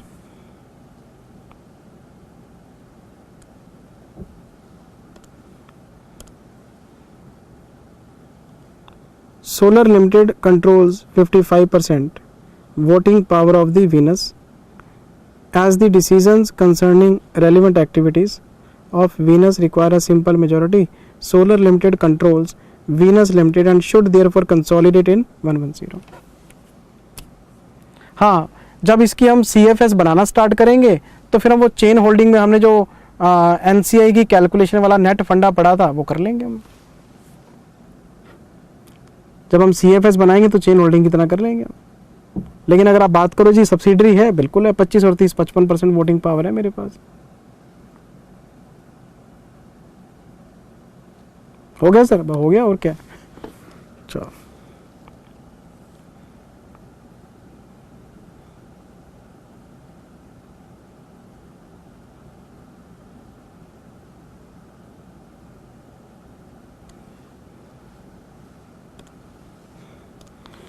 इंडिया 16 PP का क्वेश्चन है जी, और ये है रीवैल्यूएशन एंड इम्पेयरमेंट पे।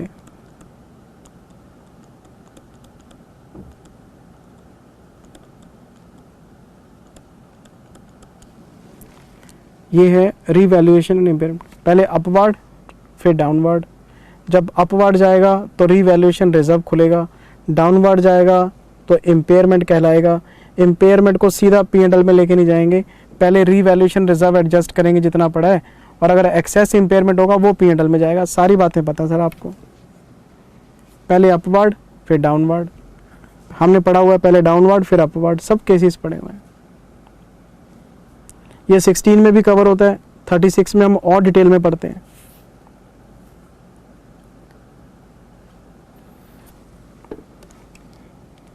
मैं जरा क्वेश्चन आपको चेक कराता हूं।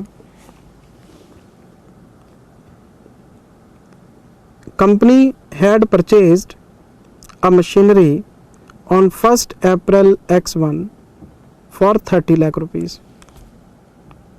अच्छा, 30 लाख की मशीन खरीदी है, which is reflected in its books at WDV of 17,50,000 on 1406। इसका मतलब ये हुआ X1 X2 X2 X3 X3 X4 X4 X5 X5 X6। हाँ, कितने साल हो गए? 5 साल, 5 years। अगर मैंने कोई एसेट 30 लाख की खरीदी थी और आज वो 17.5 लाख की है, तो मैंने डेप्रिसिएशन चार्ज कर दिया है 12.5 लाख, और वो भी 5 साल में, तो 2.5 लाख रुपए पर एनम का डेप्रिसिएशन है। मैंने पहले टोटल डेप्रिसिएशन निकाल लिया कि 5 साल में कितना लगा, उसका एनुअल डेप्रिसिएशन निकाल लिया SLM से, क्योंकि क्वेश्चन में SLM लिखा हुआ है sir. Company charges depreciation on SLM, नहीं लिखा होता तो भी मैं ऐसे निकालता, क्योंकि इंफॉर्मेशन ही ऐसे दे रखी है, कॉमन सेंस है। और क्वेश्चन आपसे कह रहा है जी, कहता एक मशीनरी अकाउंट बना के दिखाओ कंपनी की बुक्स में और पूरी यूजफुल लाइफ दिखाओ इसकी। ओ तेरी, पूरी यूजफुल लाइफ का मतलब पहले साल से शुरू करना है, 5 साल तक डेप्रिसिएशन लगाना है पहले आपने। अच्छा, एक और बात बताता हूँ, अगर मेरे पास 30 लाख की कॉस्ट है और 2.5 लाख रुपए 1 साल का डेप्रिसिएशन है, तो मैं पूरी लाइफ निकाल सकता हूँ 12 साल। ये एसेट 12 साल में डेप्रिशिएट होगी। 5 साल निकल चुके हैं, 7 साल अभी बचे हुए हैं। भाई 30 लाख में खरीदी थी, 5 साल बाद 17.5 लाख की है, तो 5 साल में 12.5 लाख डेप्रिशिएट हो गई। 2.5 लाख 1 साल का डेप्रिसिएशन है, और अगर 1 साल का डेप्रिसिएशन 2.5 लाख है, टोटल मुझे 30 लाख डेप्रिशिएट करना है, तो कितने साल में होगा? 12 साल में। 5 साल निकल चुके हैं, 7 साल बचे हुए हैं। और क्वेश्चन कह रहा है जी मशीनरी अकाउंट बनाओ पूरी यूजफुल लाइफ का, तो पहले 5 साल का काम तो निपटाओ, फिर देखेंगे क्वेश्चन में आगे क्या करना है। तो आपको बनाना चाहिए सबसे पहले मशीनरी अकाउंट। लो जी मैं बना देता हूँ बेटे।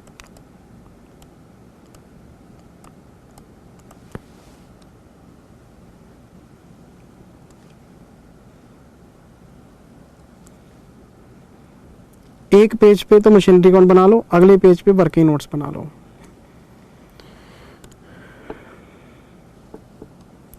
एक पेज पे मशीनरी अकाउंट बना लो, और मैं आपको अगले पेज पे वर्किंग नोट्स बना के दे रहा हूँ।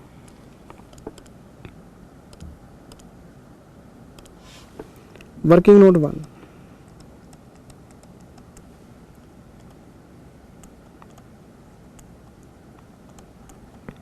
calculation of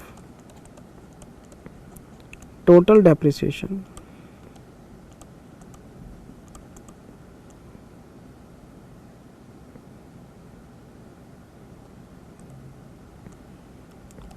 for the period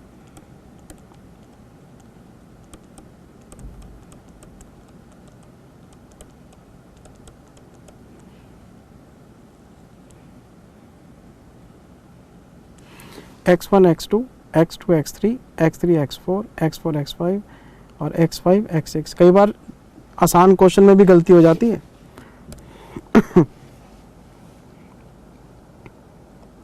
total depreciation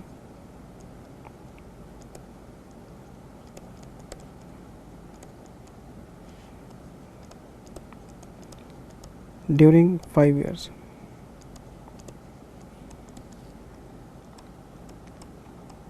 ₹30 lakh 14x1 minus करेंगे 17.5 लाख रुपए 14x6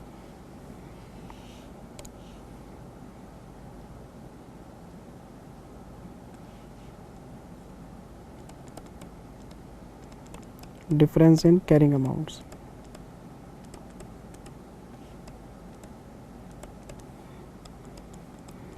तो 12.5 लाख रुपए आ गया ये। Annual depreciation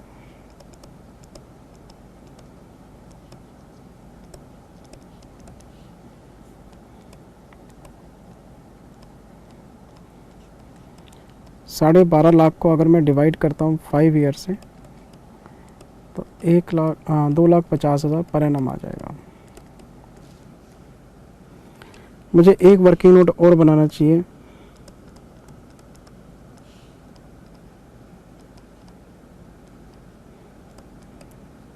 calculation of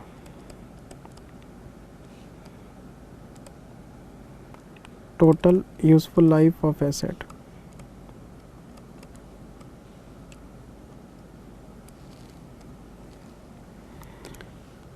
depreciation formula होता है original cost minus salvage value number of years.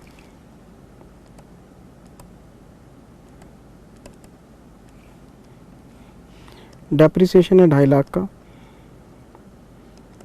Original cost है 30 लाख की, साल्वेज वैल्यू क्वेश्चन में है नहीं, हमें क्या निकालना है जी? Useful life.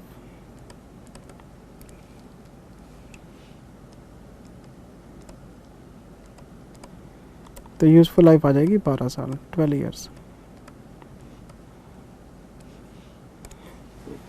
5 साल तो बहुत बड़े निकले कंपनी के, प्रॉब्लम तो 6ठे साल में आई इनको। तो हम 5 साल की अकाउंटिंग तो कर सकते हैं ना। तो यहाँ पे आ जाओ, लिखो फटाफट से 14x1 to bank. Machinery account बनाना है जी, 30 लाख से स्टार्ट कर रहे हैं, 31 मार्च x2 में खड़े हैं। बाय डेप्रिसिएशन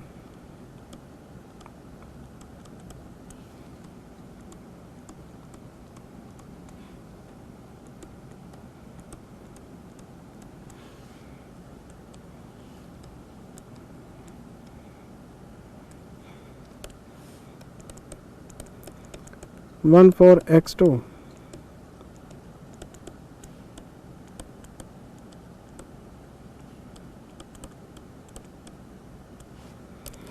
जिस बच्चे को ये नहीं देखना, उसे लगता है वेस्टेज ऑफ टाइम कर रहे हैं सर, स्किप कर दो, सीधा मैं जहाँ पे 6 साल पहुँचूंगा वहाँ से शुरू कर लो आप अपना वीडियो, मेरे को कोई दिक्कत नहीं है, मैं तो सिर्फ काम पूरा कर रहा हूँ जी।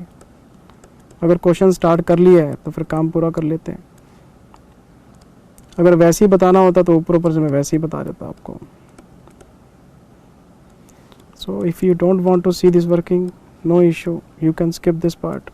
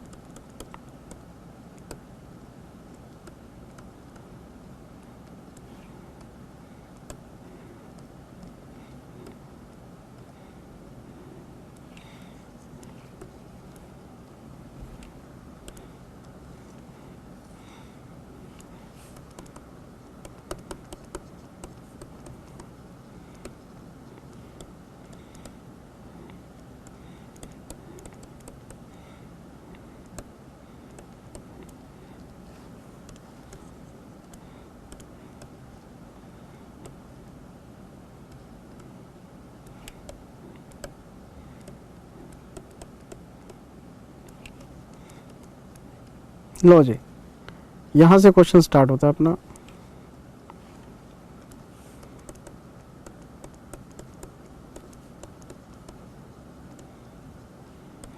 ₹17.5 लाख रुपए। अब देखते हैं क्वेश्चन क्या कहना चाहता है हमसे। ये हमने 5 साल की ये, अगर क्वेश्चन ने कह दिया जी मशीनरी अकाउंट बनाओ तो बनाना पड़ेगा, क्या करें बताओ, बोरिंग वर्क है मुझे पता है। क्वेश्चन यहाँ से पढ़ना स्टार्ट करते हैं। The company has estimated an upward revaluation of 10% on 1406 to arrive at the fair value of the asset, or Heaven Limited availed the option given by Ind AS of transferring some of the surplus as asset is used by the enterprise. Revaluation reserve से हम अपना पैसा retained earnings में transfer करते हैं, equal to excess depreciation, equal to excess depreciation discuss किया हुआ है 16 में हमने। पहले तो रीवैल्यूएशन रिजर्व बनाओ 10% का, तो अगर मैं यहाँ खड़ा हूँ और मैं यहाँ लिखता हूँ टू रीवैल्यूएशन रिजर्व, तो वो 1,75,000 रुपये का होगा 10%। ठीक है जी। अब हमने लगाया इसका टोटल, तो 17,50,000 और 1,75,000 ये बन गए 19,25,000। हम इस पे लगाएंगे डेप्रिसिएशन 31 मार्च x7 को बाय डेप्रिसिएशन, तो मैं 19,25,000 लूँगा और मैं इसको डिवाइड करूँगा 7 से। Remaining value, remaining life, total life कितनी थी 12 साल, out of which 5 years have been passed out, 5 साल निकल चुके, 7 साल बचे हुए, तो 2,75,000 का डेप्रिसिएशन लगा दिया हमने। अब मुझे बताओ पहले डेप्रिसिएशन कितना लगता था 2.5 लाख का, अब कितना लग रहा है 275, डेप्रिसिएशन कितने से बढ़ गया आपका 25,000। तो जो एक्सेस ऑफ डेप्रिसिएशन है ये किसकी वजह से हो रहा है, रीवैल्यूएशन की वजह से। तो हम रीवैल्यूएशन रिजर्व से पैसा निकाल के रिटेन अर्निंग्स में ट्रांसफ़र कर लेंगे। तो मेरे पास रीवैल्यूएशन रिजर्व पड़ा है 175 का, मैं 25,000 यहाँ से ट्रांसफ़र करूँगा, ये 1.5 लाख रह जाएगा बाय बैलेंस CD। 19-25 में से 275 माइनस करेंगे तो 16.5 लाख, टोटल 19-25। नेक्स्ट ईयर में आते हैं।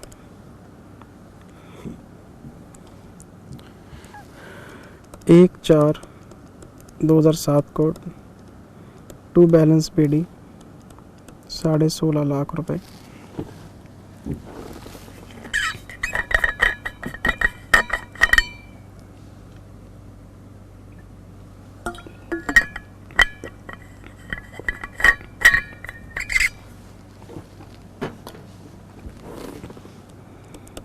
इकतीस मार्च X8 को bye depreciation 2,75,000 by balance CD 1375। एक बात और समझो, 25,000 फिर हम ट्रांसफ़र करेंगे तो 25,000 यहाँ, 25,000 यहाँ, 25 और 25 50। तो रीवैल्यूएशन रिजर्व में से 50,000 अगर ट्रांसफ़र हो गए हैं तो 1.25 लाख बच गए इसके अंदर। अच्छा, हम आगे जी 1/4/X8 को टू बैलेंस BD, और मेरे पास फिगर कितनी आ गई है, 13,75,000 रुपये की। मुझे क्वेश्चन में वापसी करनी चाहिए। देखो क्वेश्चन क्या कह रहा है। क्वेश्चन कह रहा है जी आगे,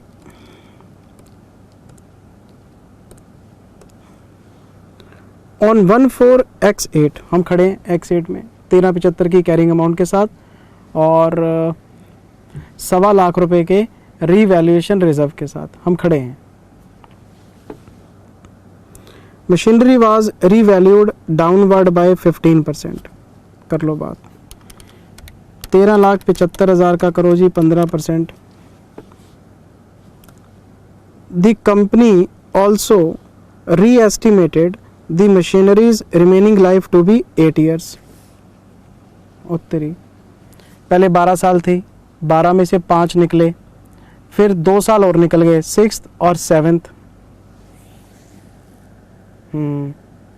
बचे हुए कितने हैं, 5। लेकिन कहते नहीं 5 नहीं है जी, 8 हैं। तो कोई बात नहीं, जब हम डेप्रिसिएशन निकालेंगे तब 8 साल ले लेंगे। 5 पहले निकले, 2 फिर निकले 7, तो रिमेनिंग लाइफ कितनी बची हुई है, 5। लेकिन कहते नहीं, इसको री एस्टिमेट करो, 8 है। कोई बात नहीं, हम 8 से चलेंगे। लेकिन सबसे पहला मुद्दा है डाउनवर्ड रीवैल्यूएशन का, विच इज़ 15%। मुझे एक बात बताओ, अगर मेरे पास रीवैल्यूएशन रिजर्व पड़ा है तो क्या मैं इम्पेयरमेंट लॉस को सीधा P&L में डाल दूं? Answer is no.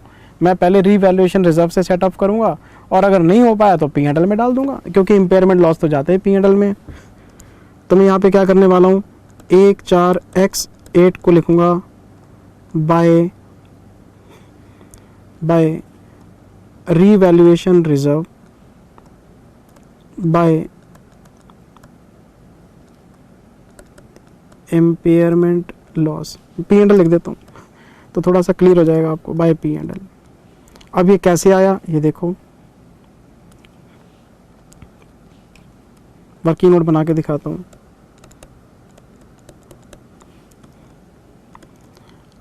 Calculation of impairment loss to be written off against P&L। सबसे पहले हमें डाउनवर्ड रीवैल्यूएशन निकालना चाहिए। कैसे आएगा जी, 13,75,000 रुपये का 15% निकालो जनाब। 206250। हम इसमें से क्या माइनस करेंगे, हम माइनस करेंगे इसमें से बैलेंस इन रीवैल्यूएशन रिजर्व। मेरे पास कितना बैलेंस था? 1,75,000। मैं इसमें से माइनस करूँगा 1,75,000 divided by 7 years into 2 years. 7 साल की लाइफ बची हुई थी जब मैंने एसेट को रीवैल्यू किया था। 2 साल मैं इसका बेनिफिट ले चुका हूँ। मेरे पास 1,25,000 अभी भी पड़े हुए हैं। तो बाकी P&L में impairment loss to be written off in P&L।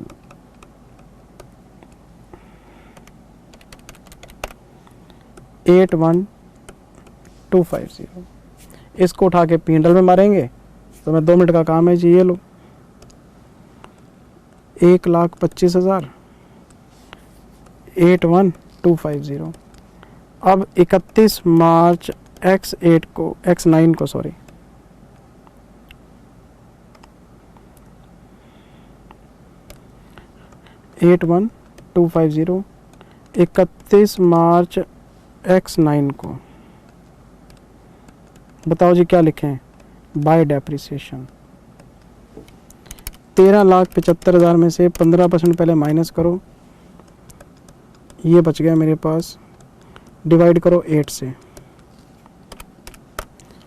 तो 1,46,094 रुपये का नया डेप्रिसिएशन है जी। बहुत बढ़िया। अब क्या रह गया? अब क्वेश्चन में एक लाइन रह गई बस। क्या कह रहे हैं क्वेश्चन? 31 मार्च 2010 में इन्होंने मशीनरी को बेच दिया 9:35 में। लो कर लो बात। अभी भी चैन नहीं आया ऐसे, तो हम बाय बैलेंस CD लिखेंगे यहाँ पे। 13,75,000 माइनस 15%, फिर माइनस 1,46,094, बच गया मेरे पास 1,02,2656। इसको मुझे आगे लेके चलना पड़ेगा। 1,4 X9 को 2 बैलेंस लिखूंगा मैं 1,02,2656। लो जी, हमारा क्वेश्चन ख़त्म होने वाला है बाय डेप्रिसिएशन।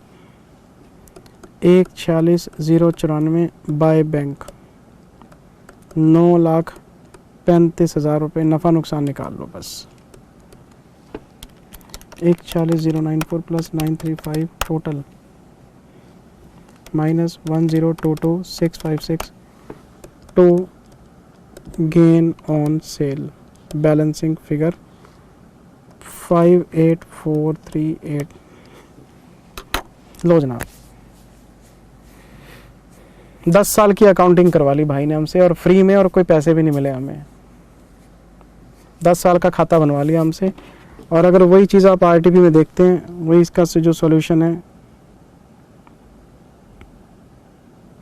लो जी, हमारा कोई झगड़ा है ही नहीं। जब क्वेश्चन सिंपल है, आंसर भी सिंपल ही होगा सर, झगड़ा किस बात का?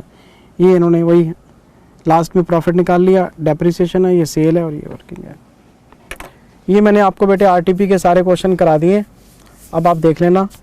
और मुझे इस पूरी RTP में अगर कोई सबसे बढ़िया क्वेश्चन लगा तो वो क्वेश्चन नंबर 1 है आपका, क्योंकि उसमें लॉजिक था।